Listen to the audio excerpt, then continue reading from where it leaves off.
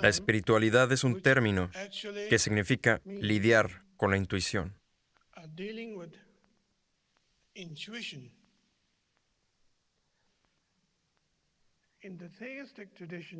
En la tradición teísta existe una noción de aferrarse a la palabra.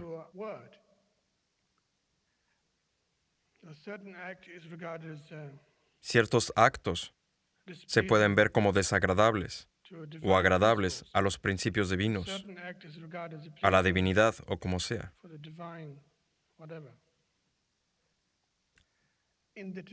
La tradición laica, por su parte, es muy directa y no asigna tanta importancia a los hechos históricos. Lo que importa es el aquí y ahora.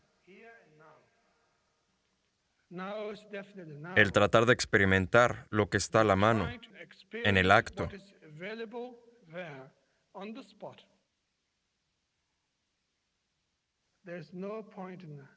Es inútil pensar que existe un pasado que se puede aplicar al presente. Este es el ahora. Este preciso momento, nada místico, solo el ahora. Así de sencillo. De esa inmediatez del ahora. Sin embargo, surge un sentido de inteligencia que está en constante interacción con la realidad, acto tras acto, sin cesar. Experimentamos una fantástica precisión siempre, pero cuando le tenemos miedo a la hora, buscamos refugio en el pasado o en el futuro. Si nos fijamos en los recursos que existen en nuestras vidas y las decisiones que aquellos implican, ninguna debería ver como buena o mala por sí misma. Todas las experiencias que vivimos son sin condiciones, sin etiqueta diciendo, esto está mal, esto está bien. Las experimentamos, pero no atendemos a ellas debidamente. De hecho, no nos percatamos si nos llevan a alguna parte. Consideramos eso como una molestia. Solo esperamos estar muertos.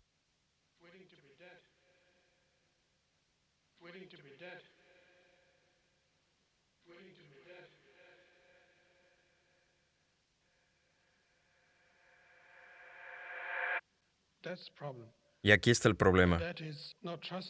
El hecho de no confiar en el ahora, en la experiencia que estamos viviendo, negando que el ahora es algo muy poderoso, tan poderoso, de hecho que no podemos hacerle frente. Por tanto, prestamos del pasado e invitamos al futuro todo el tiempo. Quizás esa es la razón por la que buscamos una religión. Quizás esa es la razón por la que marchamos en las calles. Quizás esa es la razón por la que nos quejamos de la sociedad. Quizás es la razón por la que votamos por un presidente u otro. Es algo irónico, hasta divertido.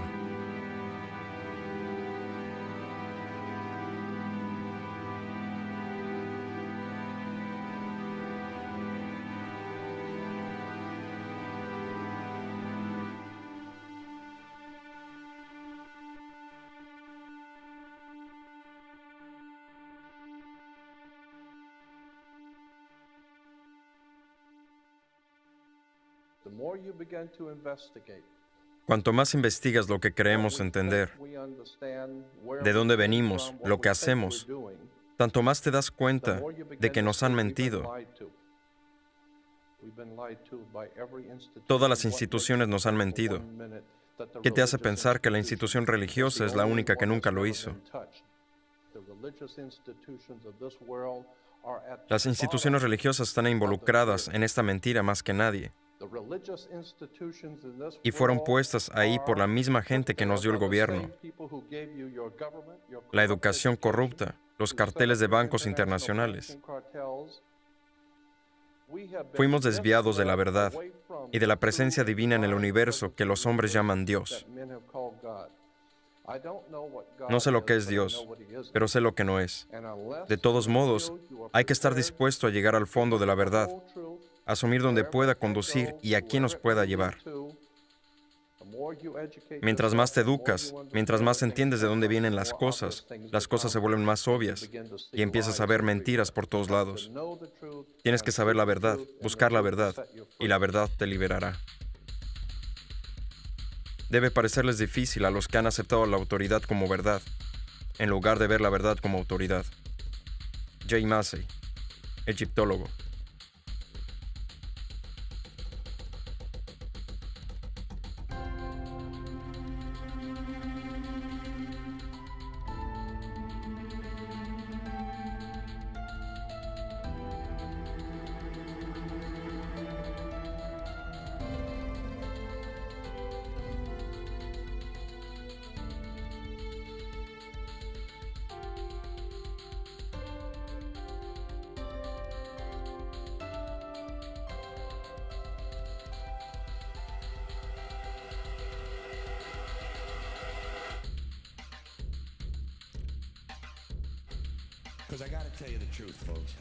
Les voy a ser sincero.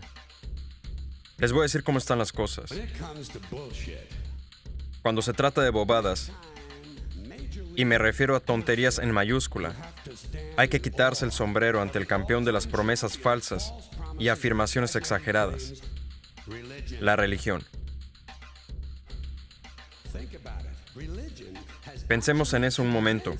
La religión ha convencido a la gente que hay un hombre invisible en el cielo que ve todo lo que haces, cada minuto de cada día.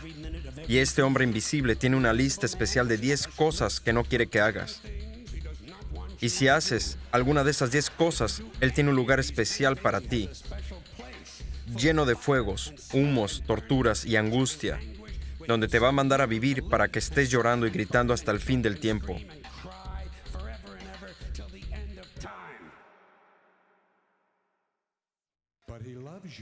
Pero Él te ama.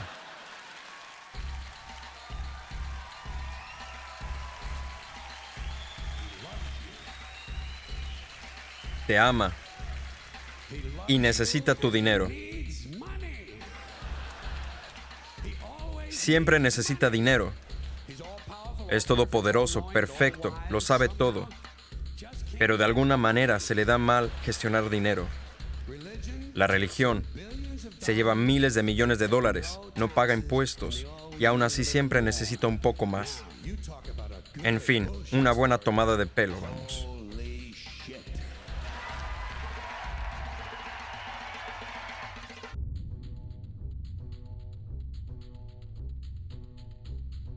Parte 1. La mejor historia jamás contada.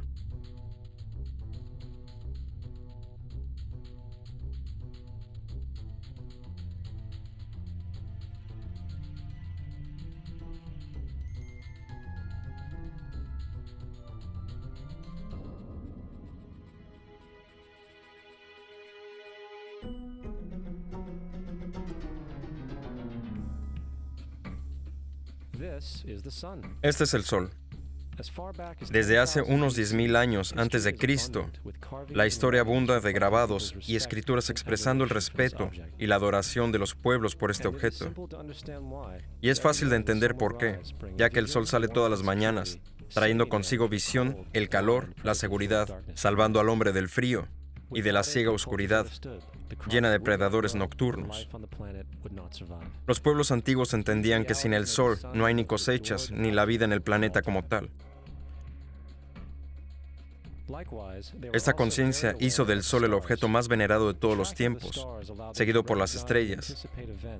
A través de la trayectoria de las estrellas, los antiguos reconocían y anticipaban a largo plazo eventos tales como los eclipses o las lunas llenas. A su tiempo catalogaron a grupos celestiales en lo que hoy conocemos como constelaciones. Esa es la cruz del zodiaco, una de las imágenes conceptuales más antiguas de la historia de la humanidad. La cruz sigue de una manera figurativa el paso del Sol a través de las 12 constelaciones a lo largo del año, pero también refleja los 12 meses, las 4 estaciones y los solsticios y equinoccios. El término zodiaco se relaciona con el hecho de que las constelaciones suelen ser antropomorfizadas o personificadas como figuras o animales. En otras palabras, las primeras civilizaciones no solo seguían al Sol y las estrellas, sino también los personificaban a través de mitos elaborados, incluyendo sus movimientos y relaciones. El Sol, con sus cualidades de dar y nutrir la vida, fue personificado como un representante del Creador no visto, el Sol de Dios, la luz del mundo o el Salvador de la humanidad, de la misma manera que las 12 constelaciones correspondían a los lugares del viaje solar, siendo identificadas con nombres casi siempre haciendo referencia a los elementos de la naturaleza que se sucedían en el tiempo, tales como Acuario, el que trae las lluvias de la primavera.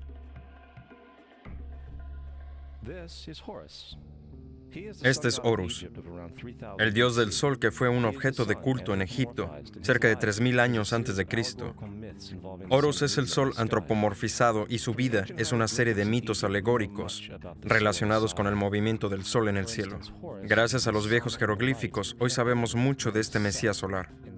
Horus, siendo el mismo el sol o la luz, tiene un enemigo llamado Set, la personificación de la oscuridad o la noche. Cada mañana Horus le ganaba a Set en la batalla, mientras que al atardecer era Set quien vencía a Horus y lo mandaba al bajo mundo. Cabe mencionar que la lucha entre la oscuridad y la luz, o entre el bien y el mal, es una de las dualidades mitológicas más extendidas que siguen presentes en varios contextos hasta el día de hoy. En grandes rasgos, la historia de Horus es la siguiente. Horus nació el 25 de diciembre, hijo de la Virgen Isis Meri.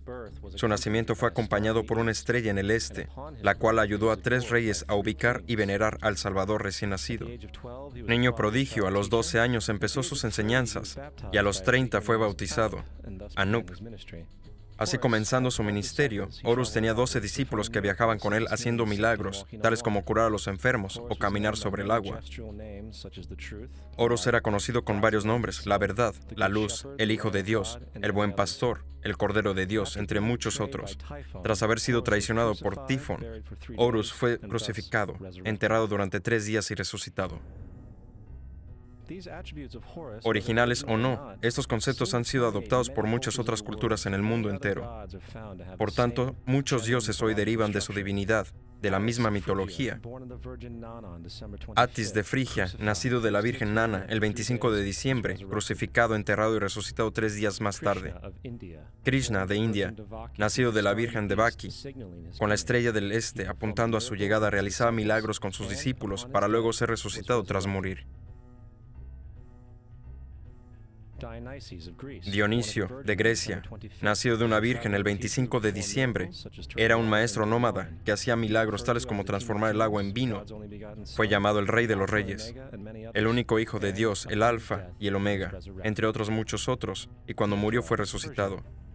Mitra, de Persia, nacido de una virgen el 25 de diciembre, también tuvo 12 discípulos y hacía milagros, y cuando murió fue enterrado por 3 días y luego resucitado, teniendo apodos tales como la verdad, la luz y muchos otros. Curiosamente, el día sagrado para celebrar a Mitra era el domingo. La realidad es que muchos salvadores de diferentes épocas en todas partes del mundo comparten estas mismas características. Entonces la pregunta es, ¿por qué estos y no otros? ¿Por qué todos tenían que nacer de una virgen el 25 de diciembre, permanecer muertos durante 3 días y ser resucitados? ¿Por qué tenían que tener 12 seguidores? Para responder estas preguntas examinamos nuestro Mesías solar más reciente.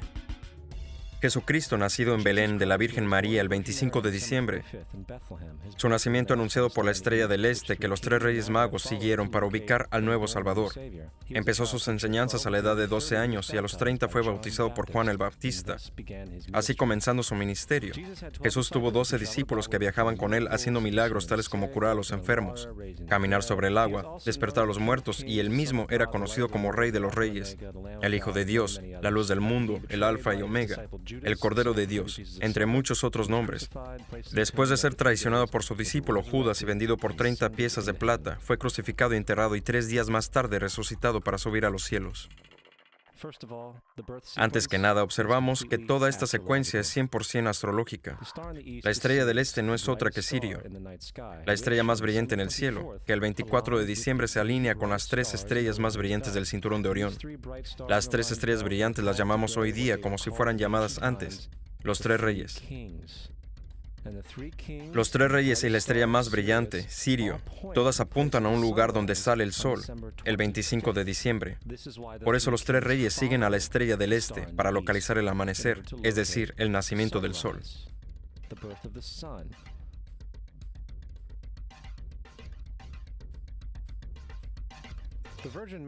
La Virgen María es la constelación de Virgo, lo que significa virgen en el latín. Virgo también se refiere a la casa del pan. Por lo tanto, la representación de Virgo es una virgen sosteniendo un puñado de trigo. La casa del pan es el símbolo del trigo, representando los meses de agosto y septiembre, el periodo de la cosecha. En realidad, Belén literalmente significa la casa del pan y hace referencia a la constelación Virgo, un lugar en el cielo, no en la tierra. Existe un otro fenómeno bien curioso que ocurre cerca del 25 de diciembre, en el solsticio de invierno. Del solsticio de verano al de invierno, los días se hacen más cortos y fríos. Mirando desde el hemisferio norte, el sol parece moverse hacia el sur, haciéndose cada vez más pequeño y escaso.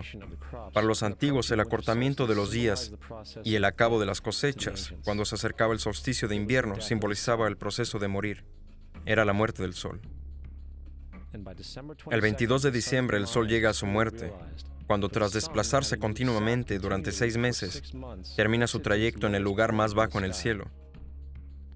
Ahora sucede algo curioso. El sol deja de moverse hacia el sur, por lo que parecen ser 3 días. Durante estos 3 días de descanso, el sol está en la vecindad de la constelación de la Cruz del Sur, o Crux.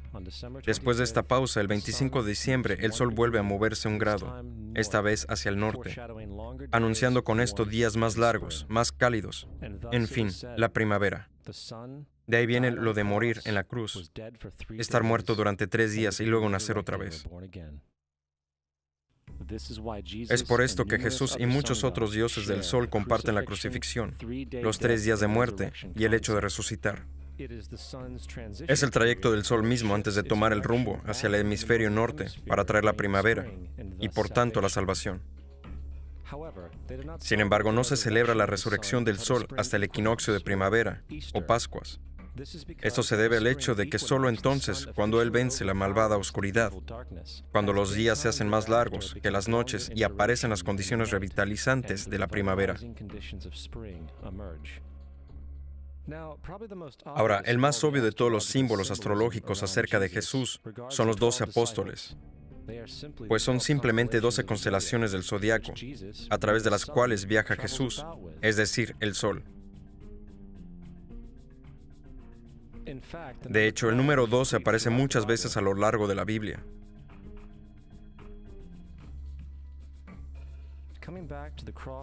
Este texto tiene más que ver con la astrología que con cualquier otra cosa. La vida figurativa del sol no era solo una expresión artística o herramienta para seguir los movimientos del sol. Era también un símbolo espiritual pagano, que resumido podría parecer en algo así. Este no es un símbolo cristiano, es una interpretación pagana de la cruz del zodiaco.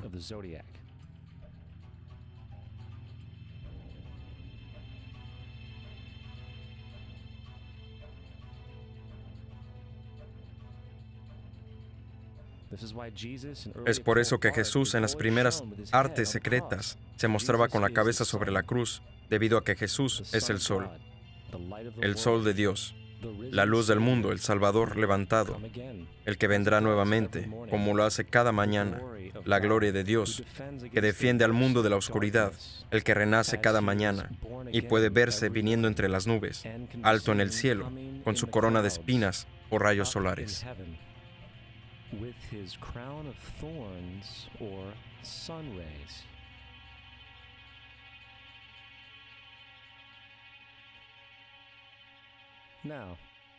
De las varias metáforas astrológicas y astronómicas encontradas en la Biblia, una de las más importantes tiene que ver con eras, abundando en la Biblia referencias a lo que es la era. Para entender esto, nos hace falta saber un poco sobre el fenómeno llamado precesión de los equinoccios. Los antiguos egipcios, así como culturas anteriores a ellos, reconocían que aproximadamente cada 2150 años, el amanecer en la mañana del equinoccio de primavera ocurre en un signo diferente del zodiaco. Esto tiene que ver con el lento movimiento angular que la Tierra mantiene mientras gira sobre su eje, y se llama precesión, porque las constelaciones van hacia atrás de forma opuesta al ciclo anual habitual. El tiempo que tarda la precesión en pasar por los 12 signos es aproximadamente de 25.765 años. A esto se le llama el Gran Año, un fenómeno del cual las sociedades antiguas eran muy conscientes, llamando al periodo de 2150 años una era. De 4300 a.C. a 2150 a.C. fue la era de Tauro, el toro. De 2150 a.C. al primero fue la era de Aries, el carnero. Y del primero después de Cristo al 2150 después de Cristo es la era de Piscis, en la que estamos hoy. Cerca del año 2150 entraremos en una nueva era, la de Acuario.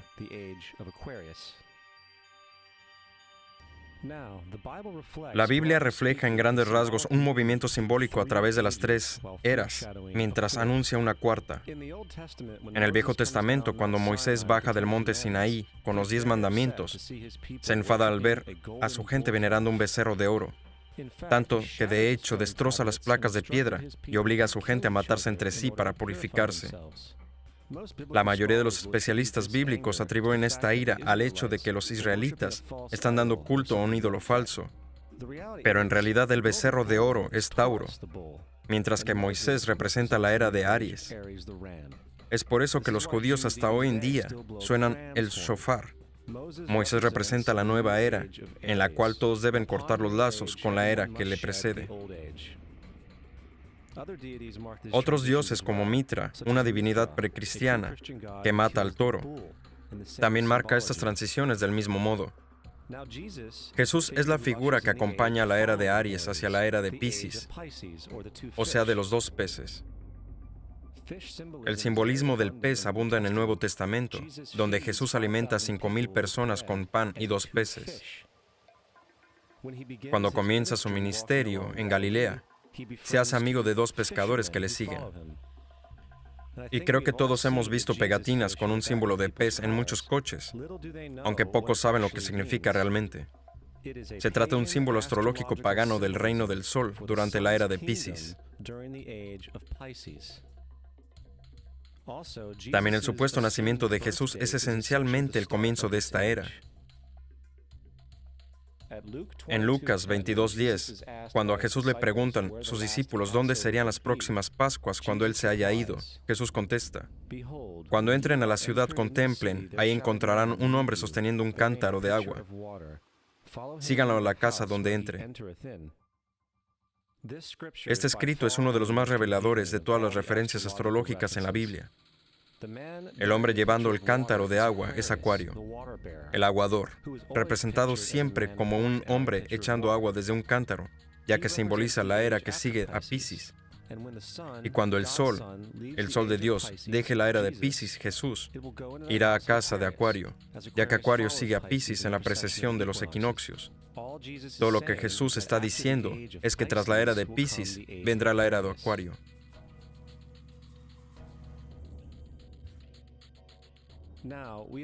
Todos hemos oído hablar acerca del final del tiempo y del fin del mundo.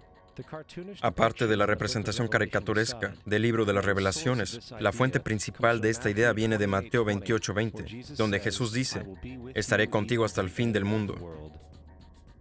Sin embargo, en la versión del Rey James, mundo es una traducción errónea. Entre otras malas traducciones que hay ahí, la palabra correcta es aeón, que significa era. Estaré contigo hasta el fin de la era. Lo cual es cierto, ya que la personificación pisciana de Jesús terminará cuando el sol entre a la era de Acuario. Todo el concepto del fin del tiempo y del fin del mundo es una alegoría astrológica mal interpretada. Pero ¿cómo decírselo a unos 100 millones de personas en Estados Unidos que creen que se acerca el fin del mundo? Más aún, el personaje de Jesús como híbrido literario y astrológico es más bien un plagio del dios del sol egipcio, Horus.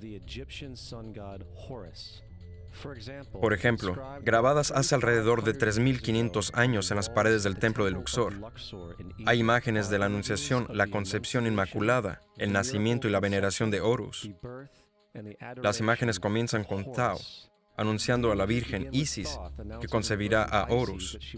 Luego el Espíritu Santo, Nef, impregna a la Virgen. Y después viene el alumbramiento y la veneración. Esta es exactamente la historia de la concepción milagrosa de Jesús. De hecho, las similitudes entre la religión egipcia y cristiana son asombrosas.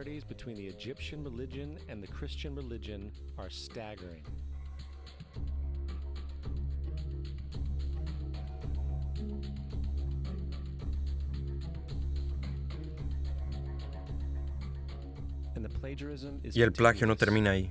La historia de Noé y el arca de Noé están copiadas textualmente de la tradición egipcia. El concepto de la gran inundación es algo muy presente en el mundo antiguo, con más de 200 declaraciones diferentes citadas en distintos periodos. Basta con citar la época de Gilgamesh, con sus escritos de 2600 años antes de Cristo. Esa historia habla de una gran inundación mandada por Dios, un arca que salvó animales e incluso el envío y el retorno de una paloma, todos iguales que en la historia bíblica, junto con muchas otras similitudes.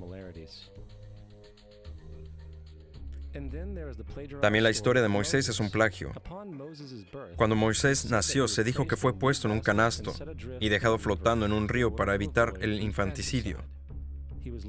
Más tarde fue rescatado por una hija de la realeza y criado por ella como un príncipe. Esa historia de un bebé en un canasto es una copia del mito de Sargón de Akkad, que data alrededor de 2250 a.C. Sargón también fue puesto en un canasto al nacer para evitar infanticidio y fue dejado flotando en un río para acabar rescatado y criado por Aki, una comadrona de la realeza. Aún más, Moisés es conocido como el quien da leyes, ya que fue él quien trajo los 10 mandamientos. Sin embargo, la idea de una ley pasada de Dios a un profeta en una montaña es también un tópico en la historia de los mitos. En India, Manu era el que daba las leyes. En Creta, Minos ascendió al monte Dicta, donde Zeus le dio las leyes sagradas, mientras que en Egipto hubo Mises, que llevó las placas de piedra donde describieron las leyes divinas. Manu, Minos, Mises, Moisés. Y en cuanto a los 10 mandamientos fueron sacados completamente del encanto 125 del libro de los muertos egipcio.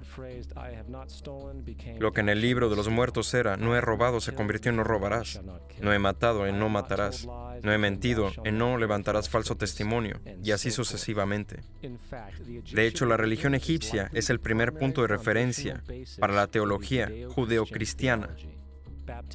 El bautismo, la vida después de la muerte, el juicio final, el nacimiento por virgen y la resurrección, la crucifixión, el arca de la alianza, la circuncisión, los salvadores, la sagrada comunión, el diluvio, la Pascua cristiana, la Navidad, la Pascua judía y muchas más, todos vienen de ideas egipcias creadas mucho antes que el cristianismo y el judaísmo.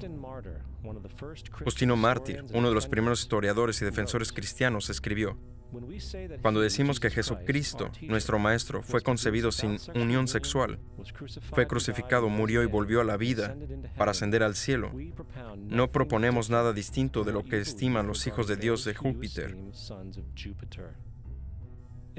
En otro escrito, Justino Mártir dice: Él nació de una virgen. Acepta esto junto con todo lo que crees del Dios Perseo. Es obvio que Justino y otros cristianos antiguos sabían cuán similar era la cristianidad respecto a las religiones paganas. Sin embargo, Justino tuvo una solución. Según él, lo hizo el diablo. El diablo tuvo la previsión de venir antes de Cristo y crear estas características en el mundo pagano.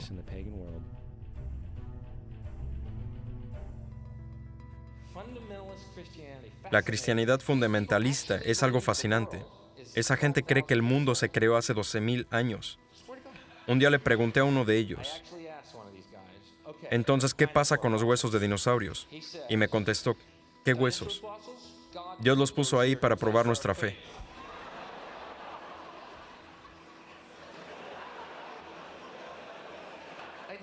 Creo que Dios te puso a ti aquí para probar mi fe, amigo.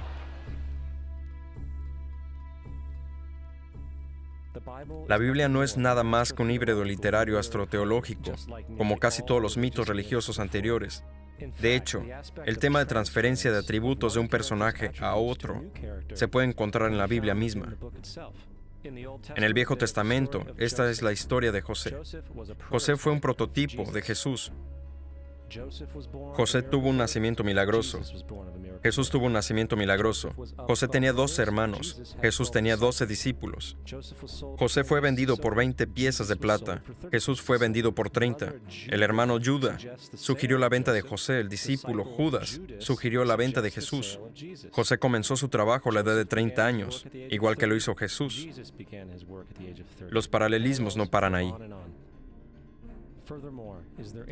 ¿Y no habrá alguna referencia histórica no bíblica de una persona llamada Jesús, hijo de María, que viajaba con 12 seguidores curando gente y demás? Hay numerosos historiadores que vivieron en la zona del Mediterráneo, ya sea durante o pronto después de la supuesta vida de Jesús. ¿Cuántos de ellos hablan de él? Ninguno. Sin embargo, para ser justos, no significa que defensores del Jesús histórico no hayan sostenido lo contrario. Plinio el joven Suetonio y Tácito son los primeros tres. Cada una de sus menciones consisten en solo unas pocas oraciones, en el mejor caso, y solo se refieren al Christus, o sea, al Cristo, que de hecho no es un nombre, sino un título que significa el elegido. La cuarta fuente es Josefo, y hace cientos de años fue comprobado que se trata de una falsificación. Lamentablemente, aún hoy se le cita como cierta. Es de suponer que un tipo que se levantó de los muertos y ascendió al cielo delante de todo el mundo y realizó la cantidad de milagros que se le atribuyen, hubiese cobrado más presencia en el registro histórico. No lo hizo porque, una vez examinadas las pruebas, hay una probabilidad muy alta que la figura conocida como Jesús ni siquiera existió.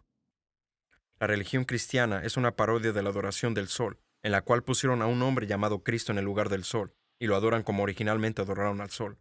Thomas Paine, 1737-1809.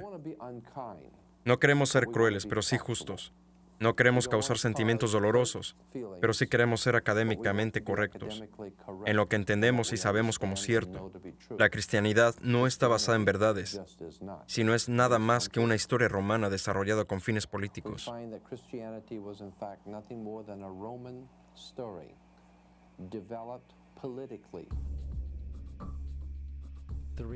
La realidad es que Jesús fue una deidad solar de la secta cristiana gnóstica, y como todos los otros dioses paganos es una figura mítica. Fue el sistema político el que se buscó desarrollar la figura de Jesús para controlar la gente. Por el 325 después de Cristo en Roma, el emperador Constantino convocó al Consejo de Nicea. Fue durante esta reunión que las doctrinas cristianas políticamente motivadas fueron establecidas y donde empezó la larga historia de derramamiento de sangre cristiano y del fraude espiritual. Durante los siguientes 1600 años, el Vaticano mantuvo un control político sobre toda Europa, conduciéndola a periodos tan tristes como la Edad Oscura o episodios tan vergonzosos como las Cruzadas o la Inquisición.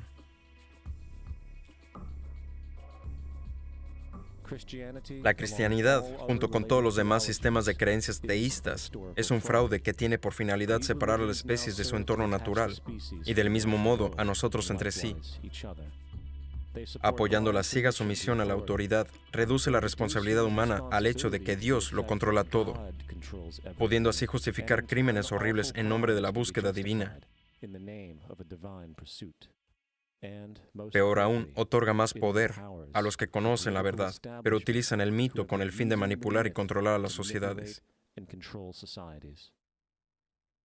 El mito religioso es el mecanismo más poderoso jamás creado y sirve como terreno psicológico donde pueden prosperar otros mitos.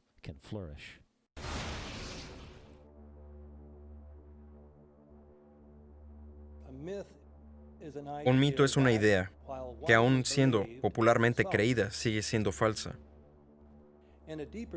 En su sentido más profundo, es decir, religioso, el mito sirve como una historia que orienta y conmueve a la gente. El foco del mito no es la relación de la historia con la realidad, sino con la función. Una historia no puede funcionar a menos que sea creída por la comunidad o la nación. No es tema de debate que algunos tengan el mal gusto de cuestionar la veracidad de la historia sagrada. Los guardianes de la fe no entran en debate con ellos. Ellos ignoran o denuncian como blasfemo al que la cuestione. Es erróneo, blasfemo y pecaminoso que usted sugiera, insinúe o ayude a otros a llegar a la conclusión de que el gobierno de los Estados Unidos haya matado a 3,000 de sus propios ciudadanos. Parte 2. El mundo entero es un escenario.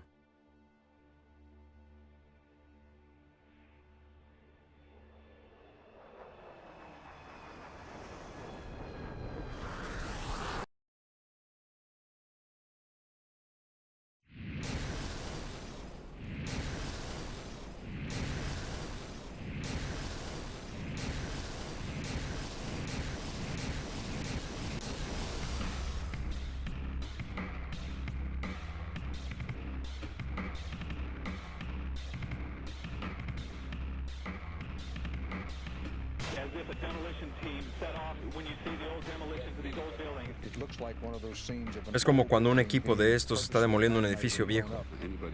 Se parece a como cuando un edificio viejo se les hace saltar por los aires. Cualquiera que alguna vez lo haya visto sabe que para eso hay que poner explosivos en la parte del edificio que está debajo del suelo. La manera en que está esta estructura colapsando no es natural, no es casualidad que la segunda torre haya colapsado exactamente igual que la primera. ¿Cómo se consiguió esto? No lo sabemos. Lo que pasa es que todo el edificio se redujo a polvo. No encuentras ni un escritorio, ni una silla, ningún teléfono, ordenador, nada. La pieza más grande de un teléfono que encontré era la mitad del teclado, y era así de grande.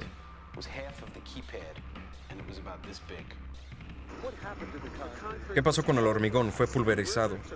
De río a río, este polvo, 2 o 3 pulgadas de ancho, el hormigón simplemente desapareció. Parecido a lo que todos hemos visto varias veces en la tele, cuando un edificio es demolido con explosivos puestos cuidadosamente para derrumbarlo. Es como si tuvieran detonadores para derrumbar el edificio y hacer boom.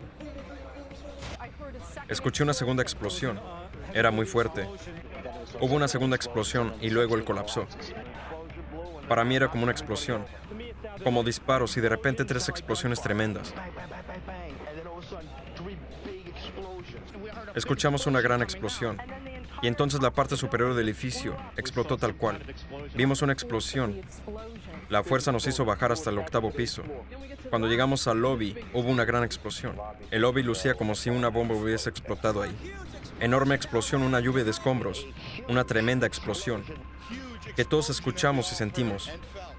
Acabamos de ser testigos de algún tipo de explosión. Mucho ruido, una ráfaga explosiva. Una explosión secundaria en la Torre 1. Un otro tipo de bomba explotando. Se supone que había explosivos colocados dentro de los edificios. El mito del 11 de septiembre. 19 secuestradores dirigidos por Osama Bin Laden tomaron 4 jets comerciales con navajas y evadiendo el sistema de defensa aéreo, NORAD, alcanzaron el 75% de sus objetivos. Luego las torres 1, 2 y 7 del World Trade Center colapsaron en forma de panqueque debido a una falla estructural causada por el fuego. Asimismo, el avión que alcanzó el Pentágono se vaporizó en el acto, al igual que el avión que se estrelló en Shanksville. La comisión del 11 de septiembre descubrió que no hubo advertencias por este acto terrorista, mientras que múltiples fallas gubernamentales obstaculizaron una defensa adecuada. No hubo advertencias.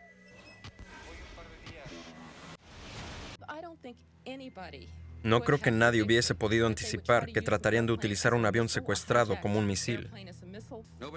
Nadie en nuestro gobierno, al menos, no creo que en el gobierno anterior hubiera podido prever que volarían aviones contra edificios. No hubo amenazas, operaciones domésticas apuntando a lo que sucedió, o sea, las ciudades, las aerolíneas, etc. No hubo signos de advertencias que yo sepa. Como informa USA Today, en los 2 años anteriores de los ataques de 11 de septiembre, NORAD mantuvo ejercicios usando aviones secuestrados como armas, cuyo objetivo era el World Trade Center. Portada del Manual de Respuesta de FEMA, 1997. Operación Mascal, octubre de 2000, simulación de un avión estrellándose en el Pentágono. En documentos confidenciales de las Filipinas, obtenidos por CNN, el plan era claro. Él abordaría algún avión comercial americano, controlaría la cabina y lo estrellaría en las oficinas principales de la CIA. Otros edificios que fueron objetivos, el Pentágono y el World Trade Center. La Administración Federal de Aviación recibió 52 advertencias sobre Al-Qaeda en los 6 meses previos al 11 de septiembre, y por lo visto no hizo caso de ninguna de ellas. Según los informes, el Pentágono no quiere que el público escuche el testimonio del Senado de la próxima semana sobre la antigua unidad secreta de inteligencia conocida como Able Danger. Identificó a Mohammed Atta y otros 3 terroristas del 11 de septiembre como miembros de una célula de Al-Qaeda en Brooklyn, Nueva York, más de un año antes de los ataques. Encontramos 2 de las 3 células que llevaron a cabo los ataques del 11 de septiembre. Al teniente coronel Tony Shaffer, quien fue el primer miembro de Able Danger en hacerse público, le llegó una carta de la Agencia de Inteligencia de la Defensa diciendo que no puede hablar con miembros del Congreso o su personal sin aprobación previa. Es un intento de evitar que los ciudadanos sepan cómo podríamos haber evitado el 11 de septiembre, y eso es lo que está encubriendo ahora. La seguridad y el contraterrorismo estaban subrayadas en rojo en palabras de George Tenet, y las advertencias de un ataque inminente eran tan severas que algo dramático debería haberse hecho. Era sin igual. En cambio, el presidente se tomó un mes de vacaciones.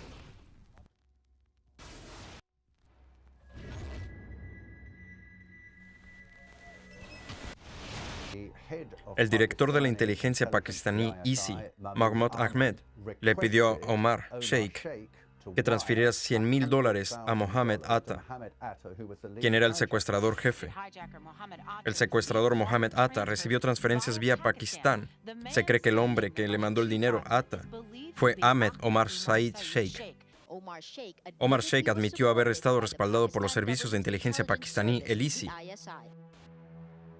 Nunca se investigó al general Ahmed porque ordenó el envío de $100,000 a Mohammed Atta. La mañana del 11 de septiembre, oficiales del gobierno estaban desayunando con el general Ahmed en Washington. La comisión del 11 de septiembre consideró el financiamiento de los ataques como de poco significado práctico en su informe oficial. Por muy difícil que sea de creer, 2 de los presuntos terroristas involucrados en lo que sucedió el martes pasado pudieron haber sido formados en escuelas administradas por el ejército estadounidense. Las pruebas fueron también aparentemente colocadas. El pasaporte de uno de los secuestradores del vuelo fue supuestamente encontrado entre los escombros. Increíblemente, el pasaporte del secuestrador fue encontrado en una de las manzanas del World Trade Center.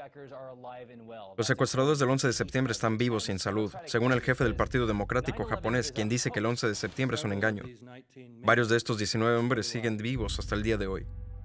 No podía creer cuando el FBI me puso en su lista. Dieron mi nombre y mi fecha de nacimiento, pero yo no soy ningún suicida. Estoy aquí, estoy vivo. No tengo idea de cómo volar un avión. The Telegraph.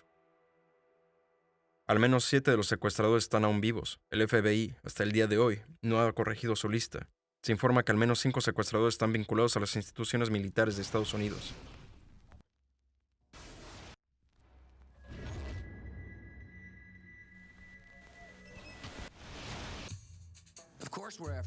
Por supuesto, estamos detrás de Saddam Hussein, quiero decir Bin Laden. A principios de la década de 1980, Bin Laden trabajó con agentes de la inteligencia estadounidense en el ejército pakistaní y en los Estados Árabes. En enero de 2001, la administración del gobierno de Bush ordena al FBI y agencias de inteligencia detener las investigaciones relacionadas a la familia Bin Laden, incluyendo a 2 parientes de Osama, que vivían, adivinen dónde, en Falls Church, Virginia, justo al lado de la central de la CIA. Cuando ya era el hombre más buscado de América, según se dice, estuvo 2 semanas ingresado en un hospital estadounidense en Dubái, donde le atendió un médico estadounidense y le hizo visita un agente local de la CIA.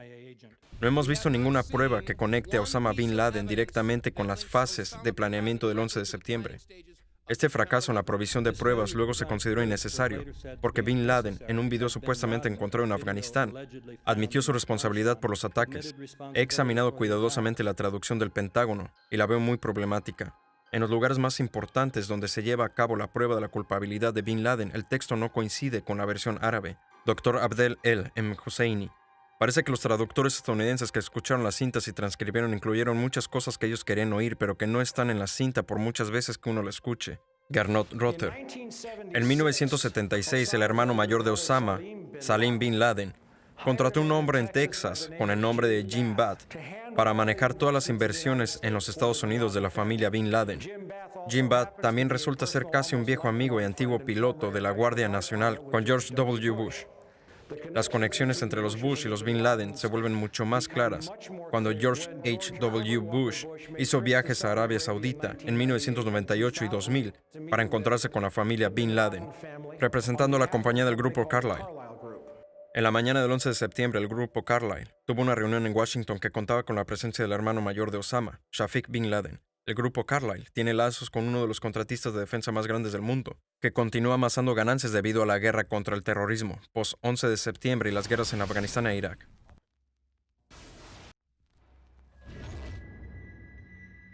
El Pentágono. ¿Cómo puede alguien volar un avión de 60 toneladas, 38 metros de ancho y 13 metros de alto a través de este camino de obstáculos? La aeronave, antes de chocar en el Pentágono, realizó un giro de 270 grados hacia abajo en espiral, y sin embargo, Hani Hanjour tenía la fama de ser un piloto muy malo que ni siquiera podía volar un avión pequeño. A él no le importaba poder pasar el curso. Hasta el día de hoy, estoy sorprendido de que haya volado hasta el Pentágono. Él no podía volar en absoluto. Empleado de la escuela de vuelo AC Flight School. No hay asientos, ni equipaje, ni cuerpos, solo ladrillos y piedra caliza. La explicación oficial es que el intenso calor del combustible del jet vaporizó por completo al avión. El vuelo 77 tenía dos motores Rolls-Royce, hechos a aleaciones de acero y titanio, y su peso de 6 toneladas cada uno. Es científicamente imposible que esas toneladas de acero y titanio fueran vaporizadas por el combustible del avión. Nos han dicho que los cuerpos pudieron ser identificados, ya sea por sus huellas digitales o por su ADN. Entonces, ¿qué clase de fuego pudo haber vaporizado aluminio y acero templado, y sin embargo dejar intactos los restos humanos? Desde mi inspección de cerca, no hay prueba de que un avión haya impactado en ningún lugar cercano al Pentágono. Y como dije, los restos que se pueden ver son lo suficientemente pequeños para ser levantados con la mano. Poco tiempo después del impacto, agentes del gobierno levantaron escombros y se los llevaron. Luego todo el área fue cubierta con polvo y grava, de modo que la poca evidencia forense que hubiese quedado fue literalmente cubierta. Los videos de las cámaras de seguridad que mostrarían qué es lo que realmente impactó el Pentágono fueron inmediatamente confiscados por agentes del FBI. El Departamento de Justicia hasta el día de hoy se ha negado a publicarlos. Si estos videos probaran que el Pentágono fue realmente golpeado por un 757, la mayoría de nosotros asumimos que el gobierno los haría públicos. Solicitud denegada.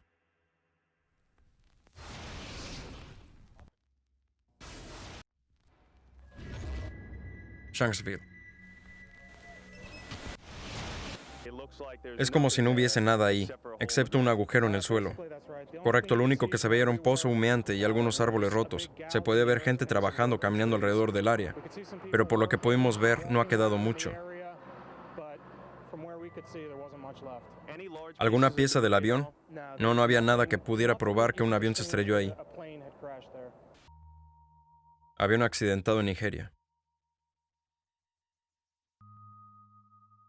Vuelo 93 estrelló en Shanksville.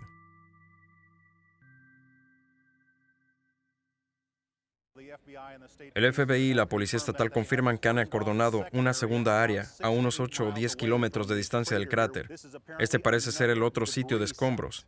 ¿Cómo pudieron escombros desplazarse a unos 8 kilómetros de distancia? ¿Podrían haber volado tan lejos? Parece muy poco probable.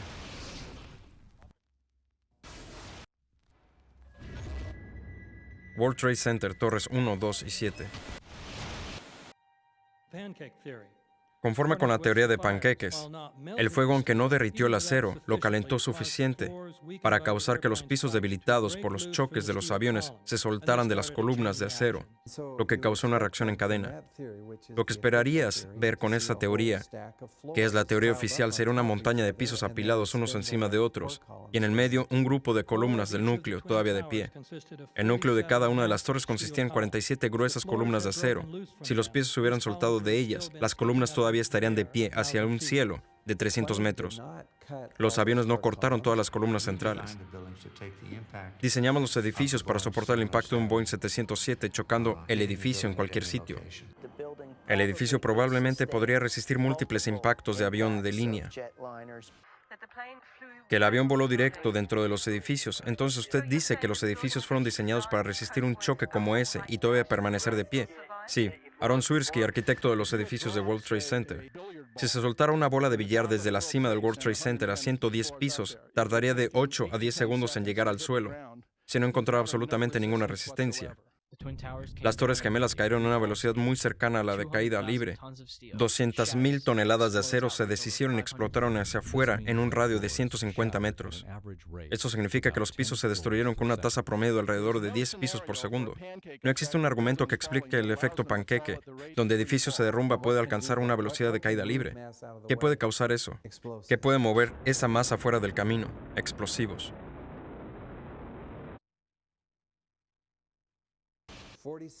47 columnas enormes de acero interconectadas. ¿Cómo haces que se caigan simultáneamente de modo en que el núcleo desaparezca? Parece como si esas columnas hubieran sido cortadas. La manera de hacerlo es cortando las vigas bajo un ángulo.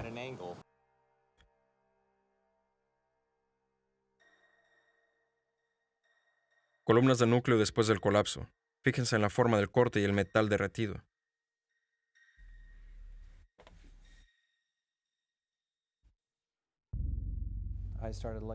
Comencé a pensar en el acero derretido, en los 3 edificios en los escombros de ambas torres, en las áreas del subsuelo, en el edificio 7.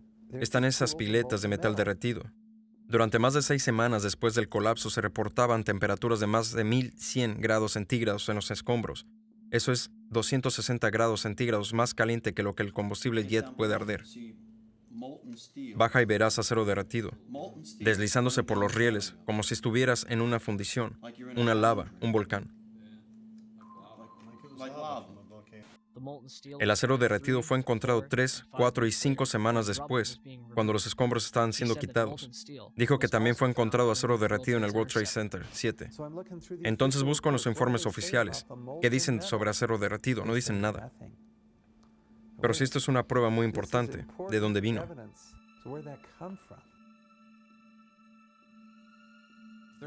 La termita es tan caliente que simplemente corta el acero. Acero estructural, por ejemplo, como un cuchillo corta la mantequilla. Los productos son hierro derretido y óxido de aluminio, que se expele como polvo. Vio esas enormes nubes de polvo. Se puede imaginar cuando se juntan esos químicos en gran escala. Profesor Niels Harrit, usted examinó los escombros del World Trade Center. ¿Qué encontró en ellos? Ahí dentro encontramos restos de lo que llamamos material termítico, un material que contiene mucha energía que puede usarse tanto como para fundir hierro como explosivo.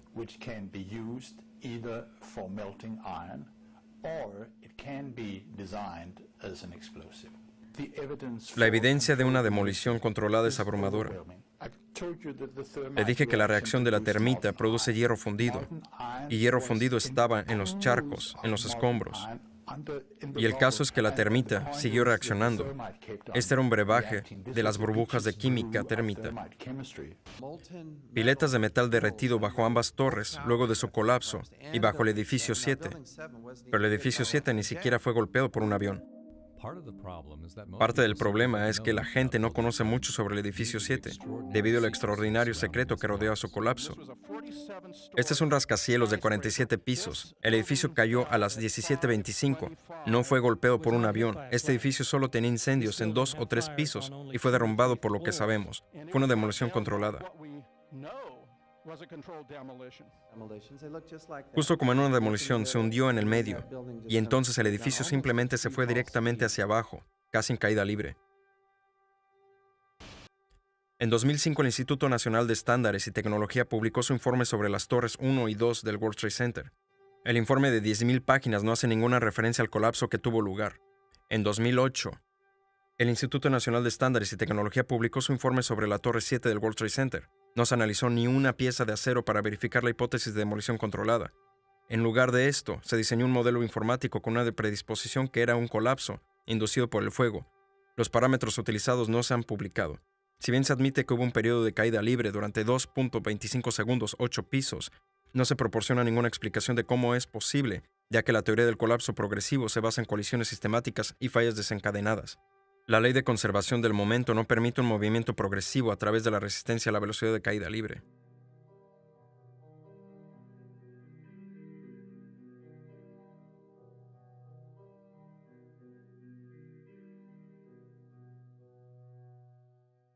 Y todavía quedan por explicar las explosiones subterráneas, los que ocurrieron segundos antes del choque del primer avión.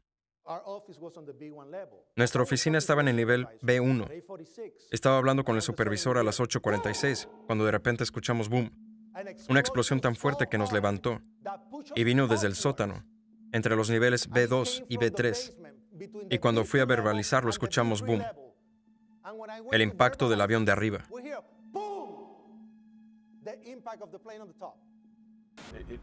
Es como que sale más humo del suelo. Estaba en el sótano. Bajé y de repente el ascensor explotó. Y cuando salíamos pasamos por el vestíbulo, pero no estaba. Entonces creo que la bomba dio en el vestíbulo primero. Y unos segundos después fue el primer avión. Estaba caminando por el pasillo principal del edificio. Y ahí fue cuando el impacto de la explosión me tiró al piso. Y ahí fue cuando todo empezó. De repente hubo otro impacto y las placas del cielo raso se cayeron de nuevo, y las luces también. De ahí fuimos a la torre 2 del World Trade Center, y de repente todo empezó a pasar de nuevo. Algo más nos golpeó contra el suelo. Los pisos se hundían. Todo lo que estaba sucediendo. O sea, conozco gente que murió en el sótano. Conozco gente que se rompió las piernas en el sótano. Gente que tuvo cirugía reconstructiva porque las paredes les golpearon en la cara.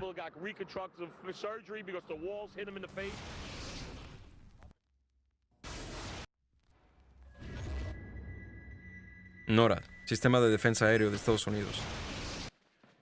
De acuerdo con los procedimientos operacionales, si un controlador de vuelo de FAA nota algo que sugiera un posible secuestro, el controlador contactaría a sus superiores. Si el problema no se soluciona aproximadamente en un minuto, los superiores llamarían a NORAD para que manden jets de combate para que averigüen qué sucede.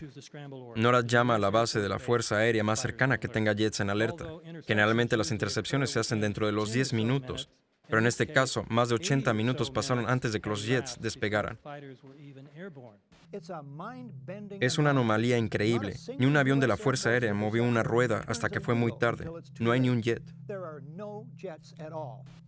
¿Y si hubieran estado tan confundidos a propósito, que no pudieran responder?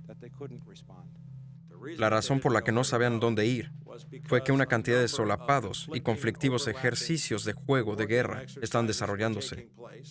Incluían la aparición de puntos falsos en las pantallas de los radares del sector noroeste de defensa aérea. Hola, Boston Center, TMU, tenemos un problema. Tenemos una aeronave secuestrada que va a New York. Necesitamos que nos mandéis algunos F-16 o algo que nos echen una mano. NORAD, ¿eso va de verdad o es un ejercicio? Había otro ejercicio guerrero vigilante, que era de hecho, según una fuente de NORAD, un secuestro a un vuelo en el mismo momento, con solo 8 aviones caza disponibles, que además tenían que ser enviados en pares. Estaban tratando con 22 posibles secuestros el día 11 de septiembre, y no podían separar los ejercicios de los verdaderos secuestros. En 2000, NORAD logró interceptar en 67 ocasiones con 100% de efectividad. El 11 de septiembre fallaron 4 veces en un día. En al menos uno de los ejercicios llevados a cabo esa mañana, un escenario incluía aviones estrellándose contra edificios.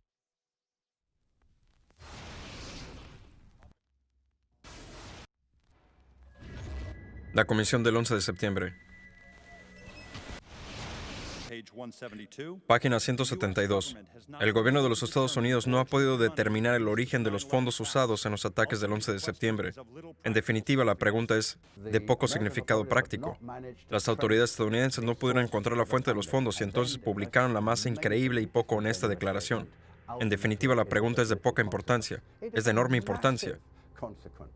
¿Acaso no es importante quién pagó por el 11 de septiembre? El colapso del edificio 7 fue reconocido como especialmente difícil de explicar. El informe de la comisión implícitamente admite que no se pudo explicar el colapso de este edificio, al ni siquiera mencionarlo. ¿Por qué usted y el vicepresidente insisten en presentarse juntos ante la comisión del 11 de septiembre? Porque la comisión del 11 de septiembre nos quiere hacer algunas preguntas, y es por eso que nos estamos reuniendo, y espero con ansias de reunirme con ellos y contestar sus preguntas. ¿Y por qué presentarse juntos en vez de separado como fue solicitado? Porque es una buena oportunidad para los dos contestemos las preguntas de comisión del 11 de septiembre.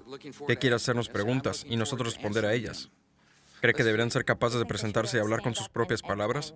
¿Deberían ir bajo juramento? Sí, públicamente. Cuando Bush y Cheney aparecieron ante la comisión del 11 de septiembre, sus condiciones eran las siguientes. Aparecerían juntos, no estarían bajo juramento, no serían permitidos ni la prensa ni miembros de familiares fallecidos, no se permitirían grabaciones de ningún tipo, no se permitirían transcripciones. ¿No cree que los familiares tienen derecho a tener la transcripción o preguntaste lo mismo ayer, tengo la misma respuesta? El informe final fue unánime, lo que quiere decir que si un miembro de la comisión tuvo alguna objeción sobre cualquier cosa, ese hecho no entraría en el informe. Descubrimos que él no solo sirvió en el equipo de transición de la administración Bush, sino que fue la persona que escribió el borrador del memorándum para la organización del Consejo de Seguridad Nacional de la administración Bush. Él fue quien escribió la estrategia de preataque, que fue eventualmente usada para la guerra de Irak. También es amigo personal de Condoleezza Rice. Queremos que renuncie. Literalmente no hay nada en el informe del 11 de septiembre que la administración Bush no haya aprobado. Entendemos, por tanto, que la comisión bajo el liderazgo de Zelikow hubiese ignorado toda la evidencia que hubiese apuntado a la verdad, que el 11 de septiembre fue una operación de bandera falsa que permitió la autorización de doctrinas y fondos necesarios para un nuevo nivel de movilización imperial.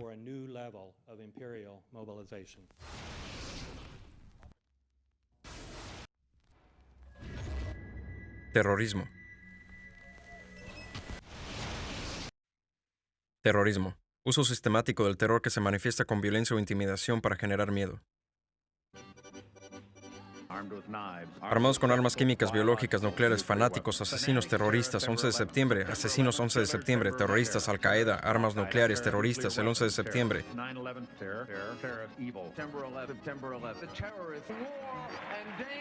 September 11,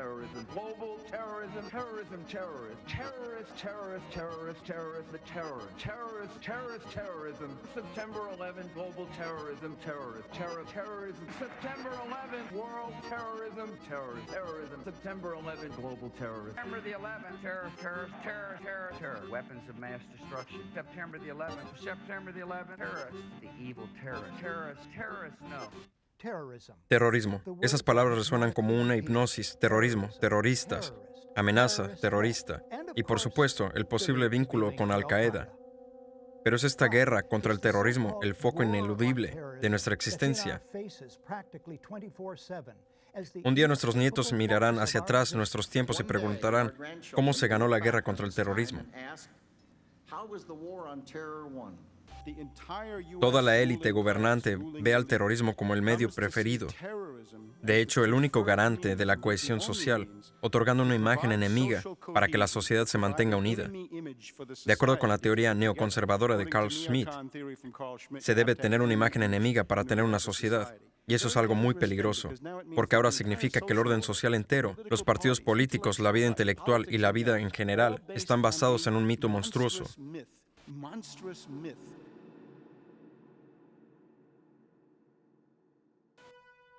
Terrorismo. Técnica utilizada por los gobiernos para manipular la opinión pública con el fin de promover una agenda.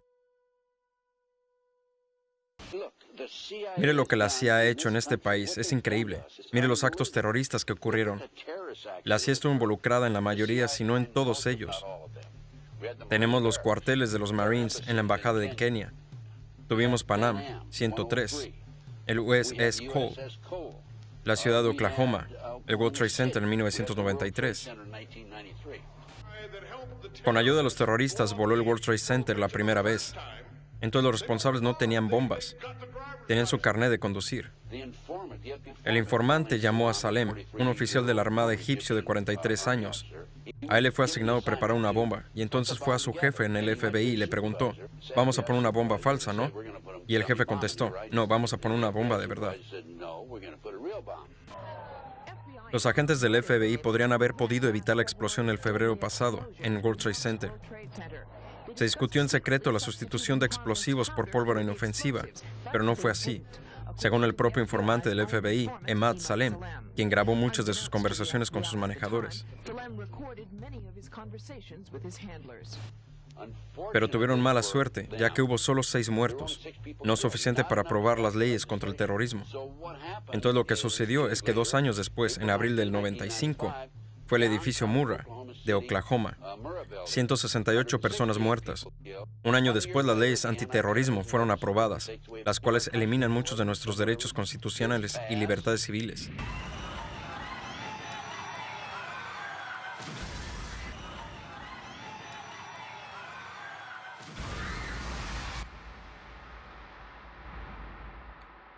Londres, 7 de julio de 2005. En 3 trenes y un autobús explotaron bombas matando 56 personas. Esa misma mañana se estaba realizando un ejercicio antiterror, sobre el mismo escenario con bombas, en las mismas estaciones de trenes exactamente a la misma hora.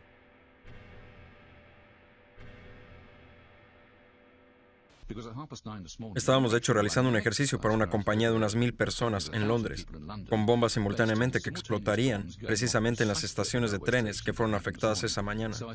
Todavía siento que me da escalofríos pensarlo. Para que lo tenga claro, estaban realizando un ejercicio para ver cómo sobrellevarían eso, y la cosa real sucedió cuando estaban realizando el ejercicio. Sí, claro.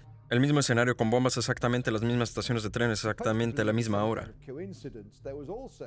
Debemos creer que hay algún tipo de coincidencia, que hubo también una simulación antiterrorista el 7 de julio, y al igual que el 11 de septiembre, estaban hablando sobre ataques a los mismos objetivos, las mismas estaciones de tren, en exactamente el mismo momento que cuando los ataques estaban sucediendo, otorgando algún tipo de protección, por lo que deben ser operaciones orquestadas de alguna manera por el Estado.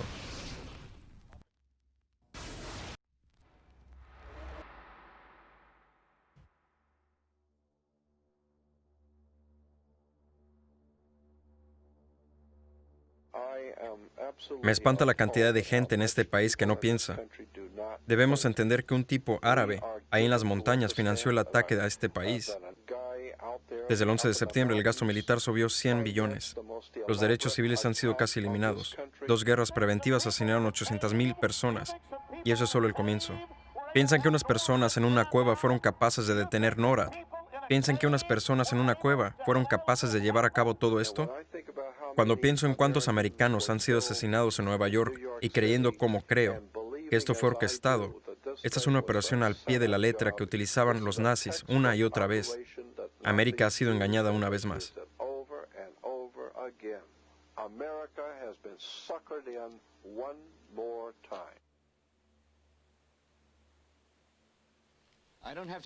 No tengo por qué decirles que las cosas están mal. Todo el mundo sabe que están mal. El dólar no vale nada, los bancos están quebrando, los vendedores guardan un arma bajo el mostrador, los punks van por la calle sembrando miedo y no hay nadie que sepa solucionarlo. Esto no termina nunca. Sabemos que el aire que tenemos no vale para respirar y que la comida que tenemos no es comida. Nos sentamos a mirar tele mientras algún presentador nos dice que hoy han habido 15 homicidios, 63 crímenes violentos, como si eso fuera algo normal. Sabemos que las cosas están mal, peor que mal. Es una locura. Es como si todo esto se estuviera enloqueciendo, así que apenas salimos a la calle, nos sentamos en la casa y el nuestro mundo se vuelve cada vez más pequeño, mientras que todo lo que decimos es por favor, al menos dejadme tranquilo en mi salón, con mi tostadora, mi tele, mi radio, así no me quejo. Solo quiero estar tranquilo. Yo no voy a dejarlos tranquilos. Quiero que os ofendáis. No quiero que protestes ni que te mandes cartas a los diputados, porque no sabrán qué poner ahí. No sé qué hacer sobre la depresión, la inflación o los rusos y el crimen en las calles. Todo lo que sé es que primero hay que enfadarse y decir, soy un ser humano. Joder, mi vida vale algo.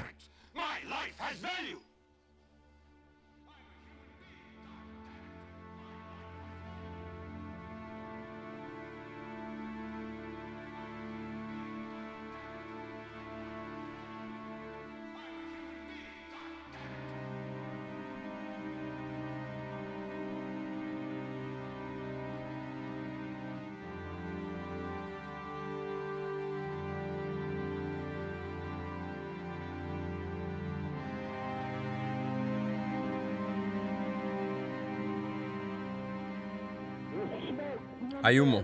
La cosa está muy mal. 105. Torre 2. El humo es negro, árido. Mi esposa piensa que estoy bien. Llamé y dije que estaba saliendo del edificio. Estaba bien. Y entonces, boom. 3 de nosotros. 2 ventanas rotas. Oh, Dios.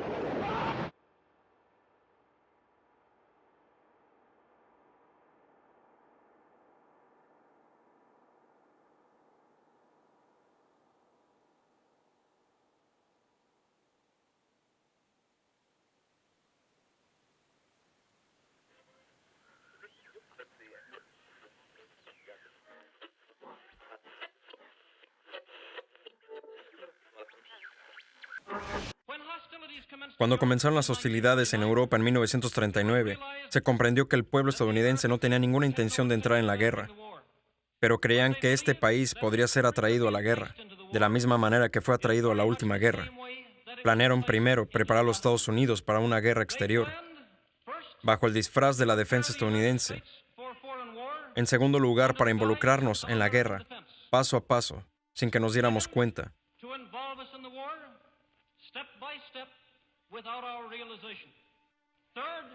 En tercer lugar, para crear una serie de incidencias, lo que nos obligaría a entrar en el conflicto real. Estos planes, por supuesto, iban a ser encubiertos y asistidos por todo el poder de su propaganda. Nuestros teatros pronto se llenaron de obras retratando la gloria de la guerra. Los carretes de noticias perdieron toda apariencia de objetividad y utilizaban la guerra para justificar la restricción del poder del Congreso y la asunción de procedimientos dictatoriales por parte del presidente y sus designados. Se inauguró una campaña de miedo. No podemos permitir que las pasiones y los prejuicios de los demás lleven a nuestro país a la destrucción.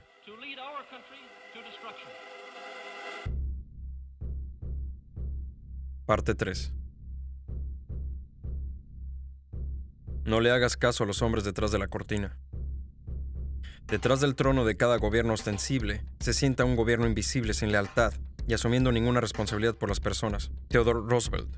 La verdadera amenaza de nuestra república es el gobierno invisible, la pequeña camarilla de poderosos banqueros internacionales que dirige el gobierno de los Estados Unidos para realizar sus propios fines egoístas. John F. Keyland.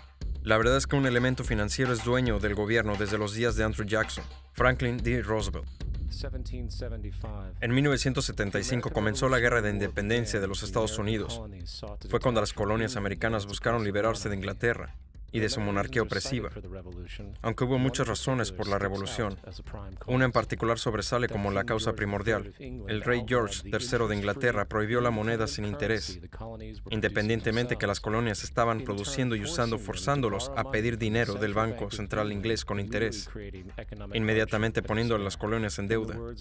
Y como luego escribió Benjamin Franklin, la negativa del rey George III de permitir a las colonias operar un sistema monetario honesto que liberaría al hombre ordinario de las palancas de los manipuladores de dinero fue probablemente la causa primordial de la revolución. En 1983, América ganó su independencia de Inglaterra. Sin embargo, su batalla en contra del concepto de Banco Central y de los hombres corruptos y llenos de avaricia había apenas comenzado. ¿Qué es un banco central? Un banco central es una institución que produce la moneda de una nación entera. Basados en precedente histórico, existen dos poderes específicamente intrínsecos en la práctica del Banco Central: el control de las tasas de interés y el control del suministro de dinero, es decir, inflación. El Banco Central provee el dinero a la economía de un gobierno y se lo presta con interés. Entonces, aumentando o disminuyendo el suministro de dinero, el Banco Central regula el valor de la moneda emitida. Es crucial entender que la estructura entera de este sistema puede llevar a una sola cosa a largo plazo: deuda. No se necesita demasiado ingenio para entender esta estafa. Cada dólar producido por el Banco Central es prestado con interés. Esto significa que cada dólar producido es realmente un dólar más por cierto porcentaje de deuda. Y como el Banco Central tiene un monopolio sobre la producción de la moneda del país, prestando cada dólar con deuda inmediata asociada a él, ¿de dónde sale el dinero para pagar esta deuda? Solo puede venir nuevamente del Banco Central. lo que significa que el Banco Central tiene que incrementar constantemente su suministro de dinero para cubrir la deuda pendiente. Y puesto que ese nuevo dinero es también prestado con interés, genera más deuda. El resultado de este sistema sin fallas es esclavitud, ya que es imposible para el gobierno y por tanto para los ciudadanos salir de algún día de esta deuda autogenerada. Creo que las instituciones bancarias son más peligrosas que un ejército. Si el pueblo americano permite a los bancos privados controlar la moneda, los bancos y las corporaciones crecerán alrededor de ellos, privarán al pueblo de su propiedad, hasta que sus hijos despierten sin casa en el continente que sus padres conquistaron. Thomas Jefferson. Si quieren seguir siendo esclavos de los banqueros y pagar su propia esclavitud, déjenles continuar creando dinero y controlando el crédito de la nación. Sir Joseph Stamp.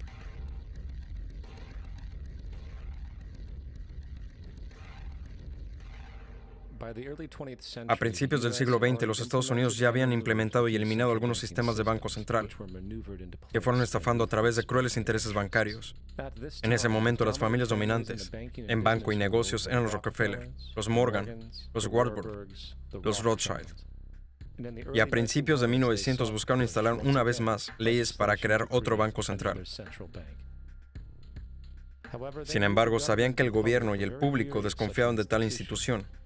Así que necesitaron crear un incidente para afectar la opinión pública. Así, J.P. Morgan, considerado públicamente un conocedor financiero de la época, aprovechó su influencia masiva, publicando rumores que en un banco prominente de Nueva York era insolvente o había quebrado. Morgan sabía que esto causaría histeria masiva, que también afectaría a otros bancos, y así fue. El público, temiendo perder sus depósitos, comenzó masivamente a retirar su dinero. Consecuentemente, los bancos fueron forzados a reclamar sus préstamos, obligando a los endeudados a vender sus productos, y así comenzó una espiral de quiebras, reposesiones y desorden. Poniendo las piezas en orden, unos años más tarde, el miembro del Congreso, Charles Lindbergh, dijo que en 1907 los banqueros principales pusieron en marcha un proyecto de gran escala.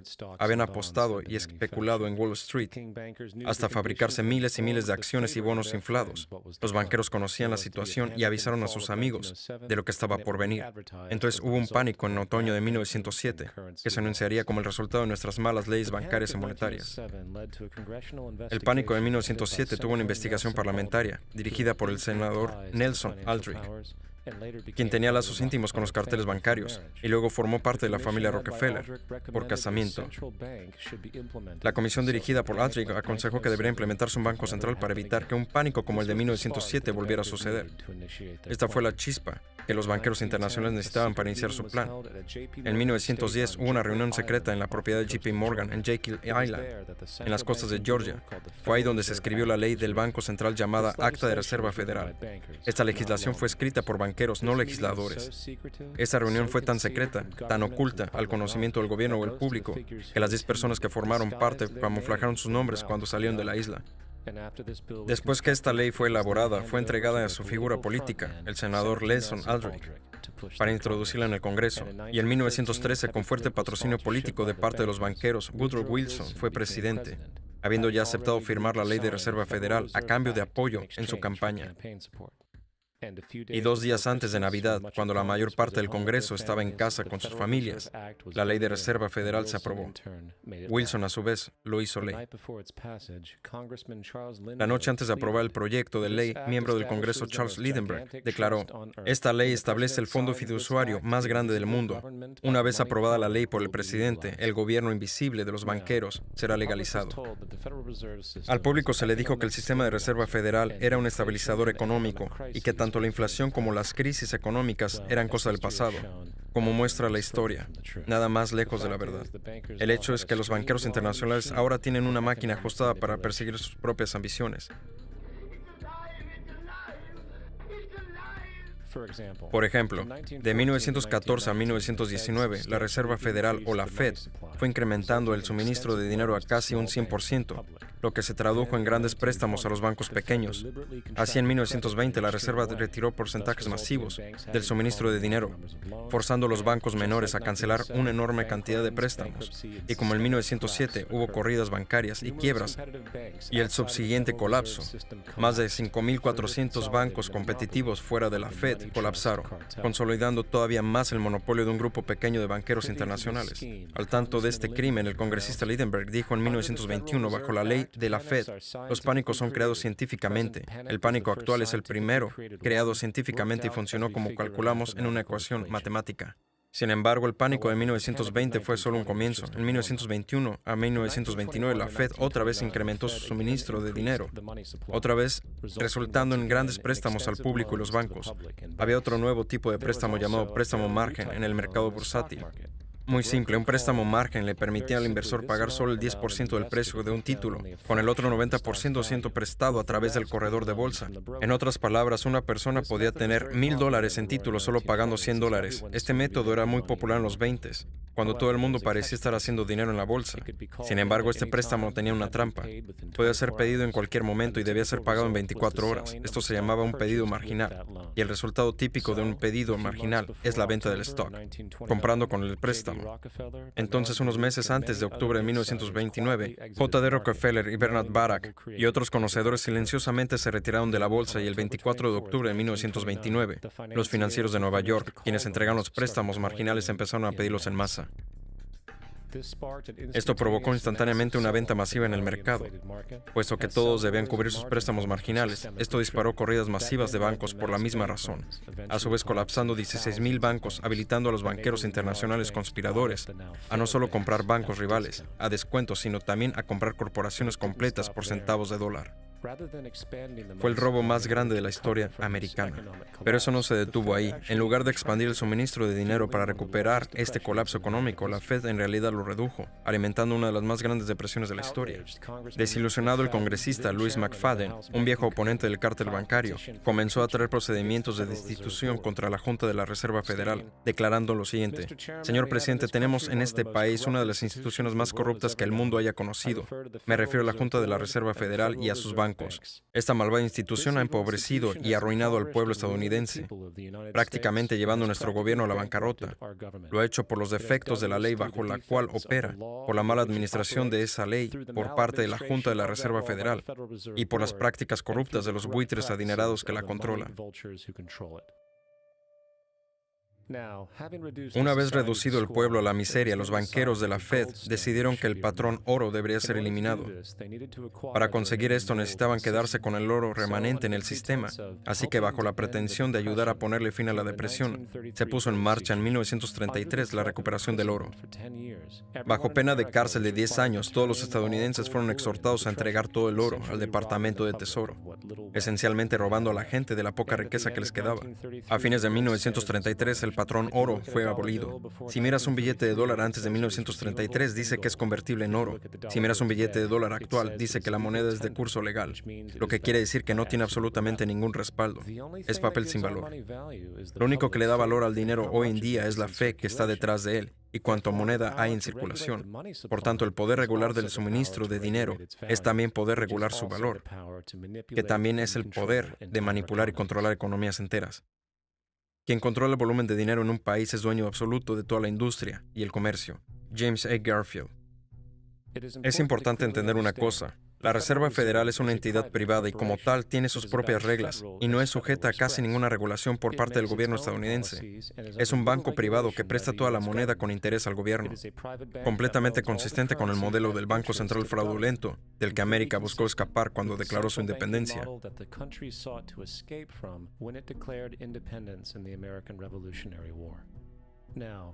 Volviendo a 1913, la ley de la Reserva Federal no fue la única ley anticonstitucional que llegó al Congreso. Junto con él vino el impuesto federal sobre la renta. Primero, hay que destacar que ese impuesto es completamente anticonstitucional, ya que es un impuesto directo, no igualitario, y el número requerido de estados para ratificar la enmienda nunca fue alcanzado, lo que ha sido citado incluso en corte en casos de hoy día. Si se examinara la 16ª enmienda cuidadosamente, se encontraría que un número suficiente de estados nunca ratificaron. James C. Fox. Luego, aproximadamente el 25% del ingreso promedio de un trabajador se le quita a través de este impuesto. Eso significa que trabajas 3 meses del año para cumplir con esta obligación impositiva. Y adivina dónde va el dinero. Va para pagar el interés de la moneda producida por el fraudulento Banco de la Reserva Federal, un sistema que no debería tener derecho a existir. El dinero que haces trabajando 3 meses del año va literalmente a los bolsillos de los banqueros internacionales, dueños del banco privado de la Reserva Federal. Y por último, aún con la afirmación fraudulenta del gobierno sobre la legalidad del impuesto sobre la renta, no hay literalmente ninguna ley en existencia que te obligue a pagar este impuesto.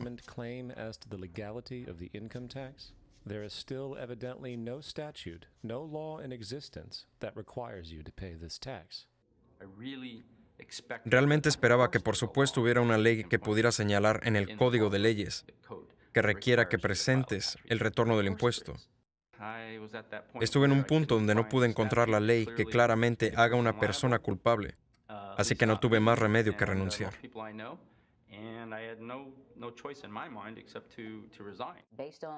Basándome en la investigación que llevo haciendo desde el año 2000, no he encontrado esa ley. Le he preguntado al Congreso, a un montón de gente. Le he preguntado a ayudantes del comisionado del IRS y no pueden contestarme, porque si contestan, el pueblo americano va a saber que todo esto es un fraude. No he presentado mi declaración de renta desde que renuncié. No he hecho ninguna declaración sobre ingresos desde 1999.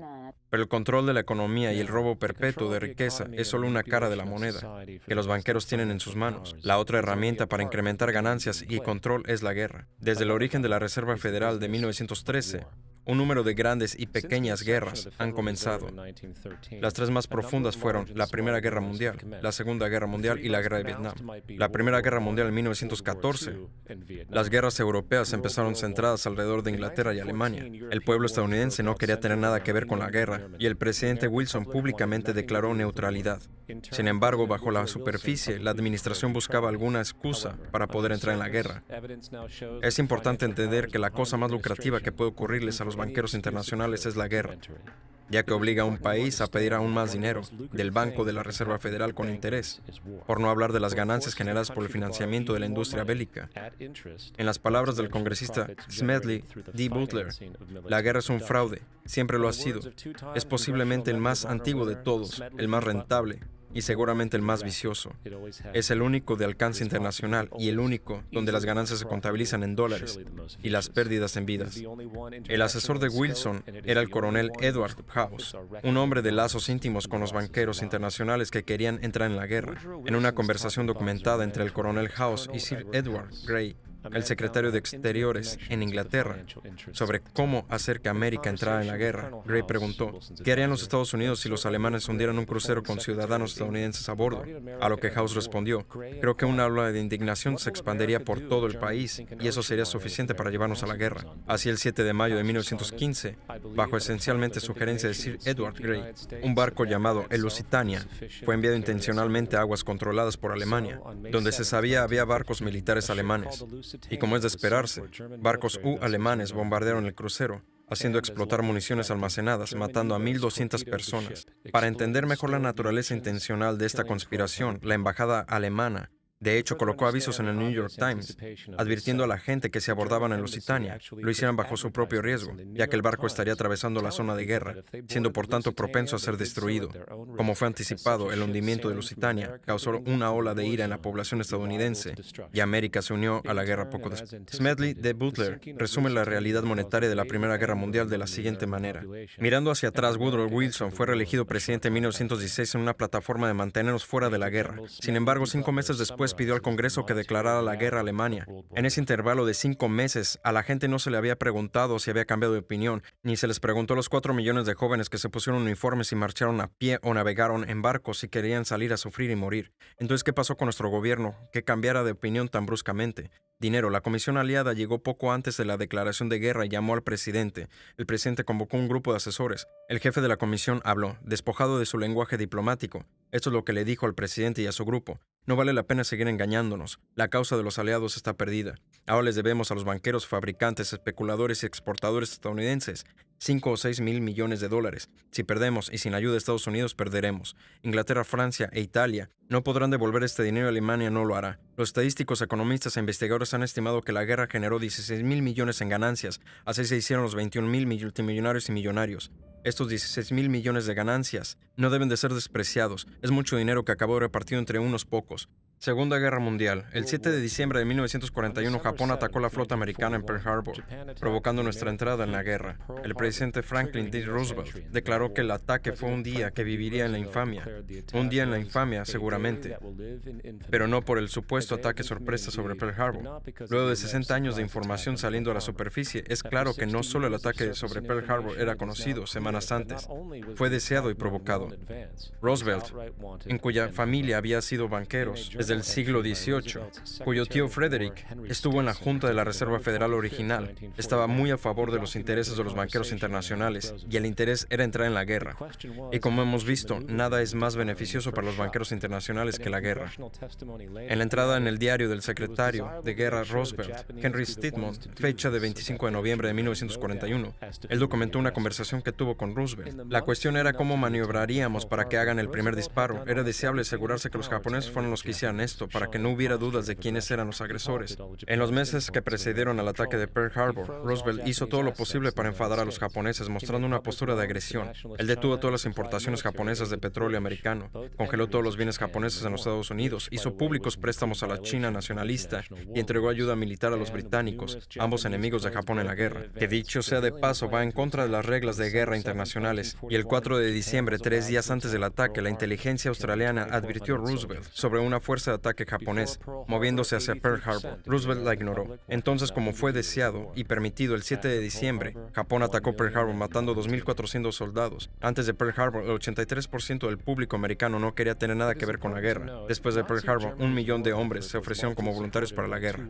Cabe destacar que el efecto de la guerra de la Alemania nazi era ampliamente apoyado por dos organizaciones, una de las cuales era llamada E.J. Farben. Esta produjo el 84% de los explosivos alemanes y aún Zyklon B, usando en los campos de concentración para matar a millones. Uno de los socios no conocidos de I.G. Farben fue Standard Oil Company de G. Day Rockefeller en América. De hecho, la Fuerza Aérea Alemana no podía operar sin un aditivo especial creado por Standard Oil de Rockefeller. El drástico bombardeo alemán a Londres, por ejemplo, fue posible gracias a una venta de $20 millones de combustible de E.J. Farben, de Standard Oil Company de Rockefeller. Este es solo un pequeño ejemplo de cómo empresas americanas solventaron ambos lados de la Segunda Guerra Mundial. Una de las otras organizaciones traidoras que vale la pena nombrar es la Union Banking Corp de New York. No solo financió numerosos aspectos del ascenso al poder de Hitler, junto con materiales reales durante la guerra, era también un banco para lavar dinero nazi. Esto fue eventualmente descubierto por tener millones de dólares de dinero nazi en sus bóvedas. La Union Banking Corporation de New York fue eventualmente requisada por violación de la ley de negocios con el enemigo. Adivina quién fue el director y vicepresidente de la Union Bank en aquel entonces: Prescott Bush, el abuelo de nuestro presidente actual, y por supuesto el padre de nuestro presidente anterior. Tengamos esto bien presente al considerar las disposiciones morales y políticas de la familia Bush. Vietnam. La declaración de guerra de los Estados Unidos a Vietnam del Norte en 1964 tuvo lugar después de un supuesto incidente involucrando barcos destructores americanos siendo atacados por barcos PT de Vietnam del Norte en el Golfo de Tonkin. Esto fue conocido como el incidente del Golfo de Tonkin. Esta única situación fue el pretexto para el despliegue masivo de tropas y guerra completa. Sin embargo, hay un problema. El ataque sobre los destructores americanos por los barcos vietnamitas nunca sucedió. El anterior secretario de Defensa, Robert McNamara, dijo años después que el incidente del Golfo de Tonkin fue un error, mientras que muchos otros conocedores y oficiales han hecho público que fue una farsa preparada, una completa mentira. Una vez más, una guerra. Era como siempre. En octubre de 1966, el presidente Lyndon Johnson levantó restricciones comerciales en el bloque soviético, a sabiendas que los rusos suministraban hasta el 80% de provisiones de guerra a Vietnam. A continuación, los Rockefeller financiaron fábricas en la Unión Soviética, que los rusos usaban para fabricar armas y enviarlas a Vietnam del Norte. Sin embargo, la financiación de ambos lados del conflicto era solo una carta de la moneda. En 1985, las reglas de combate de Vietnam fueron públicas, detallando qué podían y qué no podían hacer las tropas militares en la guerra. Incluían cosas absurdas como que los sistemas de misiles contra aviones no podrían ser bombardeados hasta que se confirmara que fueran completamente funcionales. No se podría perseguir a ningún enemigo una vez que cruzara la frontera de Laos o Camboya. Y lo más revelador de todo, los blancos estratégicos más críticos no podían ser atacados a menos que el ataque fuera iniciado por oficiales de alto rango. A partir de estas ridículas limitaciones impuestas, Vietnam del Norte fue informado sobre las restricciones y así pudo crear estrategias enteras sobre las limitaciones de las fuerzas americanas. Por eso la guerra duró tanto tiempo y el significado es el siguiente. La guerra de Vietnam nunca pretendió ser ganada, solo sostenida. Esa misma guerra, ya concebida como ánimo de lucro, acabó con 58,000 estadounidenses y 3 millones de vietnamitas muertos. Entonces, ¿en qué punto estamos ahora? El 11 de septiembre fue el inicio de lo que es ahora una agenda hegemónica que abre paso a una guerra global constante. Fue un pretexto de guerra orquestado, igual que lo fueron el hundimiento de Lusitania, la provocación de Pearl Harbor o la mentira del Golfo de Tonkin. De hecho, si el 11 de septiembre no fuera un pretexto de guerra, sería una excepción a la regla. Hasta la fecha ha sido utilizado para lanzar 2 guerras ilegales no provocadas, una contra Irak y otra contra Afganistán. Sin embargo, el 11 de septiembre fue también el pretexto para otra guerra más, la guerra contra ti. La ley patriótica o la ley de seguridad nacional, entre otras legislaciones, son todas completa e enteramente diseñadas para robarte de tus libertades civiles y limitar tu capacidad de luchar contra lo que está por venir. Y así es como tu casa puede ser fiscada, sin orden judicial o siquiera estar tú en ella. También pueden arrestarte sin decirte cuáles son los cargos, detención indefinida, sin acceso a un abogado, siendo sujeto a torturas legales. Todo bajo la sospecha de que pueda ser un terrorista. Es fácil ver cómo tiene la costumbre de repetirse. En febrero de 1933, Hitler dirigió un ataque de falsa bandera poniendo fuego al edificio de su propio parlamento alemán, en Reichstag, y culpando de esto a los comunistas. Algunas semanas después aprobó la ley habilitante, que erradicaba por completo la Constitución alemana, destruyendo así la libertad de las personas.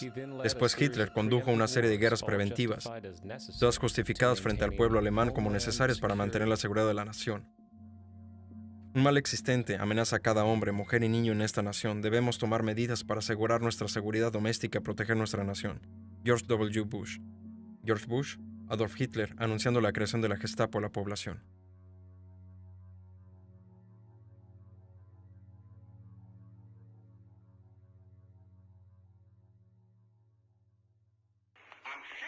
En cuanto al comunismo y sus organizaciones, no deberían obstaculizar las cuestiones.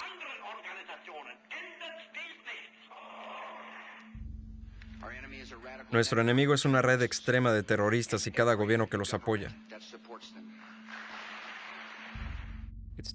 Es hora de despertar. Las personas en el poder hacen de todo para asegurarse de que estés continuamente desviado y manipulado.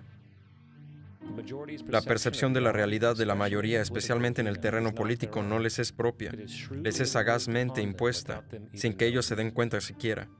Por ejemplo, gran parte de la población cree que la invasión a Irak no trae fruto, porque la violencia sectaria no acaba.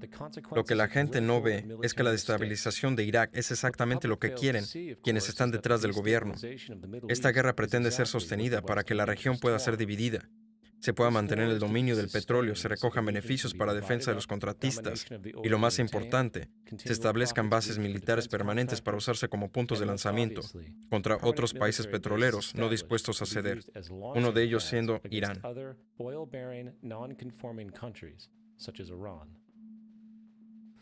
Para ver que la guerra civil y la desestabilización es puramente intencional, miremos un caso de 2005, cuando 2 comandos ingleses fueron detenidos por la policía iraquí tras conducir, vestidos de árabes, un vehículo del que disparaban a civiles. Una vez en la cárcel en Basra, el ejército británico pidió que a ambos hombres se les retiraran los cargos. Cuando el gobierno de Basra se negó, tanques ingleses irrumpieron, literalmente sacaron fuera a los 2 hombres de la prisión de Basra. Si quieres dejar una zona hecha pedazos, ¿cómo lo haces? Hay 2 maneras.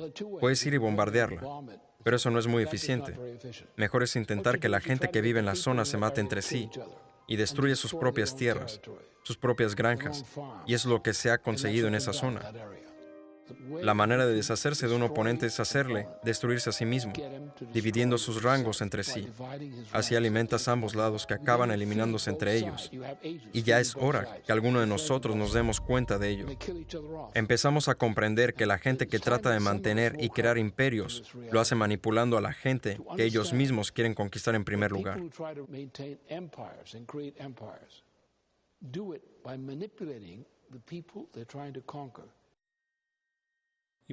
Te estarás preguntando por qué la cultura entera está saturada de medios de entretenimiento por todos lados, mientras que el sistema educativo sigue en su asombrosa decadencia desde que el gobierno decidió hacerse cargo de los subsidios al sistema de educación pública.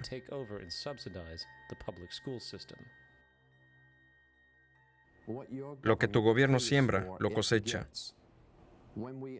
Cuando entendamos eso, entonces miraremos a las instituciones educativas y veremos el tipo de estudiante y de educación que producen estas escuelas financiadas por el gobierno. El sentido común indica que si lo que generan esas escuelas no está de acuerdo con lo que el Estado y el gobierno federal realmente quisieran, entonces debería haber cambiado. La idea es que el gobierno está consiguiendo justo lo que quiere conseguir. Ellos no quieren que tus hijos tengan una buena educación. No quieren que pienses demasiado. Es por eso que nuestro país y nuestro mundo se volvió tan prolífero con entretenimiento, medios de comunicación masivos, parques temáticos, drogas, alcohol y todo tipo de distracciones, con el único fin de mantener la mente humana ocupada durante todo el tiempo, para no meter palos en las ruedas de la gente importante por pensar demasiado. And every kind of entertainment to keep the human mind entertained so that you don't get in the way of important people by doing too much thinking. Mejor despierta y entiende que hay gente que está manejando tu vida y tú ni te das cuenta.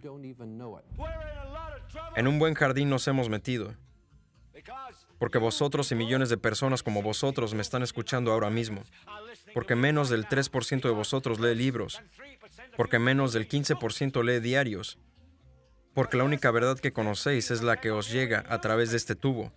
Ahora mismo hay una generación entera de personas que nunca conocieron nada que no haya salido por este tubo. Este tubo es evangelio, la última revelación. Este tubo puede hacer o nacer o derrumbar a los presidentes, papas, ministros.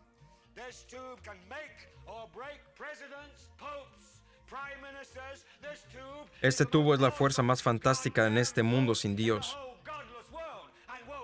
Y hay ojos si un día caiga en manos de un gente mala.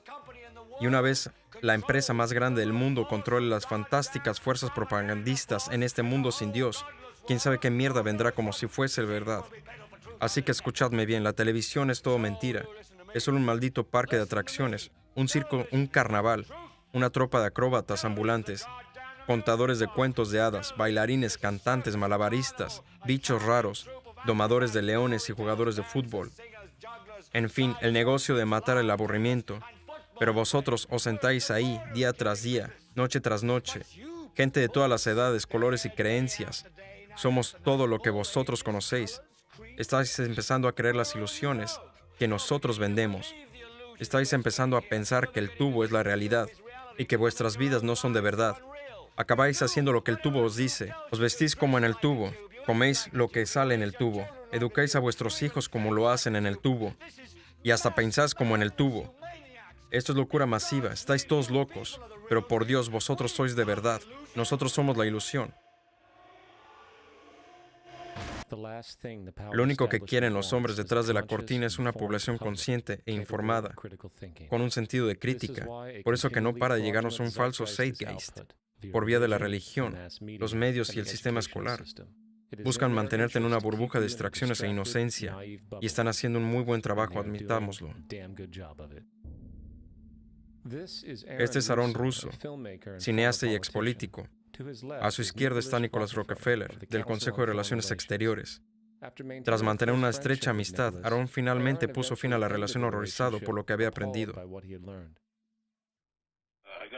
Un día me llama una abogada que conozco y me dice, ¿te gustaría conocer uno de los Rockefeller? Dije, claro que me encantaría. Nos hicimos amigos y comenzó a revelarme un montón de cosas. Entonces una noche me dijo, va a haber un evento, Aaron, y a partir de ese evento Vamos a ir a Afganistán. Así podremos poner tuberías desde el mar Caspio. Vamos a ir a Irak para llevarnos el petróleo y establecer una base en el Medio Oriente. Y vamos a ir a Venezuela y sacar a Chávez. Las dos primeras las lograron con Chávez, no funcionó. Me dijo también, verás a tipos yendo a cuevas buscando a personas que nunca van a encontrar. Él se reía del hecho que tenemos esta guerra contra el terrorismo y no hay un enemigo real. Estaba hablando de cómo teniendo esta guerra nunca la puedes ganar, porque es una guerra eterna. Así siempre puedes seguir quitándole libertades a la gente. Y le dije, ¿cómo van a hacer para convencer a la gente de que esta guerra es de verdad? Y él me dijo, por los medios. Los medios pueden convencer a todos de que esto es verdad. Vas hablando de cosas, las repites una y otra vez, y un día la gente acaba creyéndoselo. O sea, la creación de la Reserva Federal en 1913 fue una mentira. El 11 de septiembre es otra mentira. Gracias al 11 de septiembre estás librando una guerra contra el terrorismo. Y ahora vas a Irak. Tienes miras puestas en Irán. Una cosa lleva a la otra, y así sin fin. Y yo le decía, ¿para qué haces todo esto? Tienes todo el dinero del mundo, todo el poder que quieras. La gente sufre por tu culpa, no es bueno. Y él decía, ¿por qué te preocupa la gente? Cuídate a ti mismo y a tu familia. Y luego le dije, ¿pero cuál es el objetivo definitivo aquí? Él dijo, colocarle a todo el mundo un chip REFIT, es decir, un sistema de identificación por radiofrecuencia, y que el dinero esté almacenado ahí, junto con todo lo demás. Y si alguien quiere protestar o tiene alguna queja con lo que hacemos, le apagamos el chip y ya está.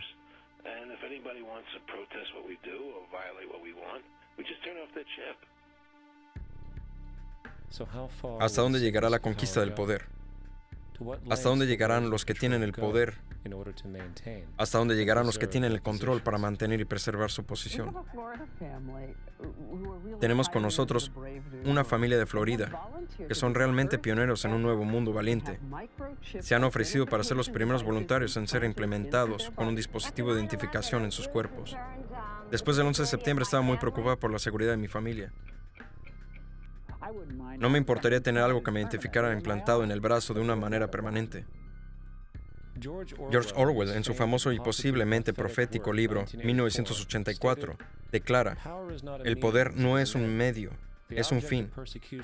El objeto de la persecución es la persecución. El objeto de la tortura es la tortura. El objeto del poder es el poder. Hoy en día los síntomas de una sociedad de vigilancia siguen creciendo a medida que los temores irracionales a los enemigos invisibles, junto con la creciente inestabilidad económica, se extienden por todo el mundo. Es bajo este disfraz de seguridad que podemos presagiar un mundo donde todos somos rastreados, rodeados de cámaras subordinados.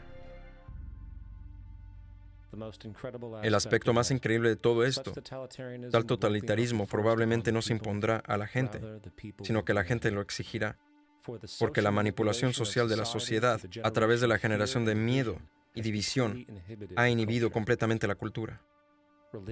La religión, el patriotismo, la raza, la riqueza, la clase social y cualquier otra forma de identificación arbitraria, separatista, así concebida, ha servido para crear una población controlada, fácilmente maleable en las manos de unos pocos.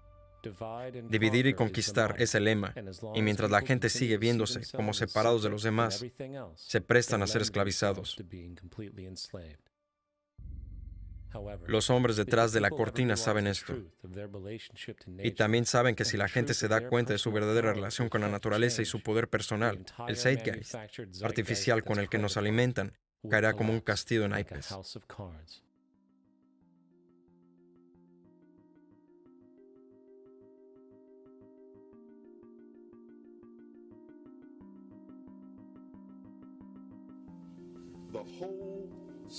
Todo el sistema en el que vivimos nos enseña que no tenemos poder, que somos débiles, que la sociedad es mala y está llena de crímenes y demás.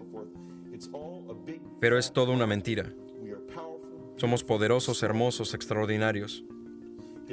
No hay razón por la que no podamos entender quiénes somos realmente, hacia dónde vamos. No hay una razón por la que una persona no pueda vivir conforme a su potencial verdadero. Somos seres increíblemente poderosos. Creo que pasé los primeros 30 años de mi vida intentando de convertirme en algo. Quería ser bueno haciendo cosas. Quería jugar bien el tenis, ser buen alumno, sacar buenas notas, y todo lo que desde esa perspectiva no estaba bien tal y como era, pero me volvía bueno haciendo cosas.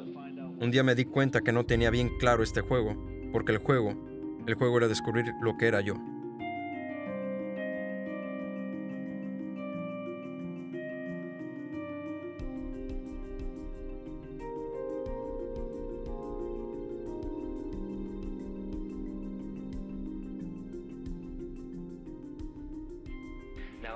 En nuestra cultura hemos sido entrenados para resaltar las diferencias individuales.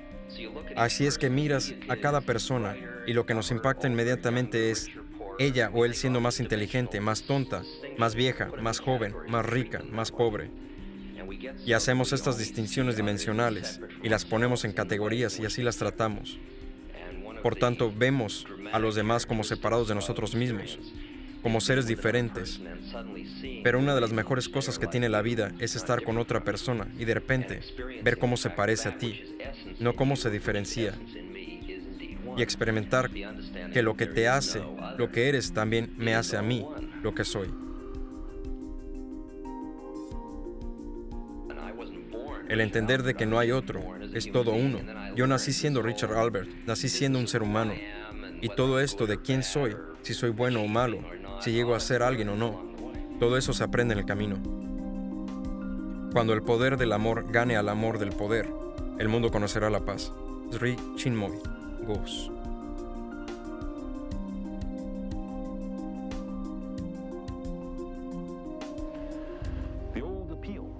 Los viejos intereses, desde el chauvinismo racial, sexual y religioso, hasta el nacionalista rabioso, están dejando de funcionar.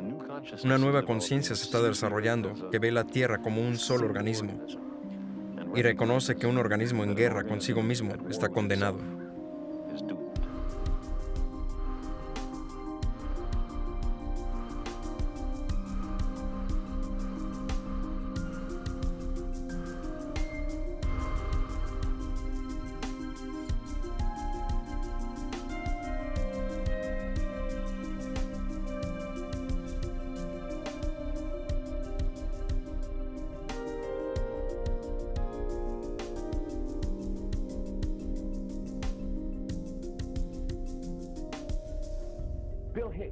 Bill Hicks solía terminar sus monólogos con esta frase: la vida es como un viaje en la montaña rusa.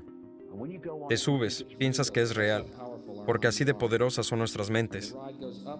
El coche sube y baja y das vueltas, te emociona, te da sustos y hasta brilla. Y es muy ruidoso y muy divertido por un rato. Otros que llevan ahí mucho tiempo empiezan a preguntarse, ¿esto es de verdad o es solo un viaje? Mientras que otros vuelven a subirse y nos dicen, oye, no te preocupes y no tengas miedo, porque esto es solo un viaje. Y a las personas que nos lo dicen las matamos. Habrá que callarlo, que tengo mucho invertido en este viaje. Haced que se calle. Mira mi ceño fruncido, mi gran cuenta bancaria. Y mi familia tiene que ser real. Pero no, es solo un viaje. Y nosotros matamos a estos tipos buenos que tratan de decírnoslos. ¿Os habéis fijado? Les matamos mientras que los malos se salen con la suya. Pero no importa, porque es solo un viaje y podemos bajarnos cuando queramos. Basta con tomar una decisión, sin esfuerzo, sin trabajo, sin ahorros. Solo una decisión ahora mismo entre miedo y amor.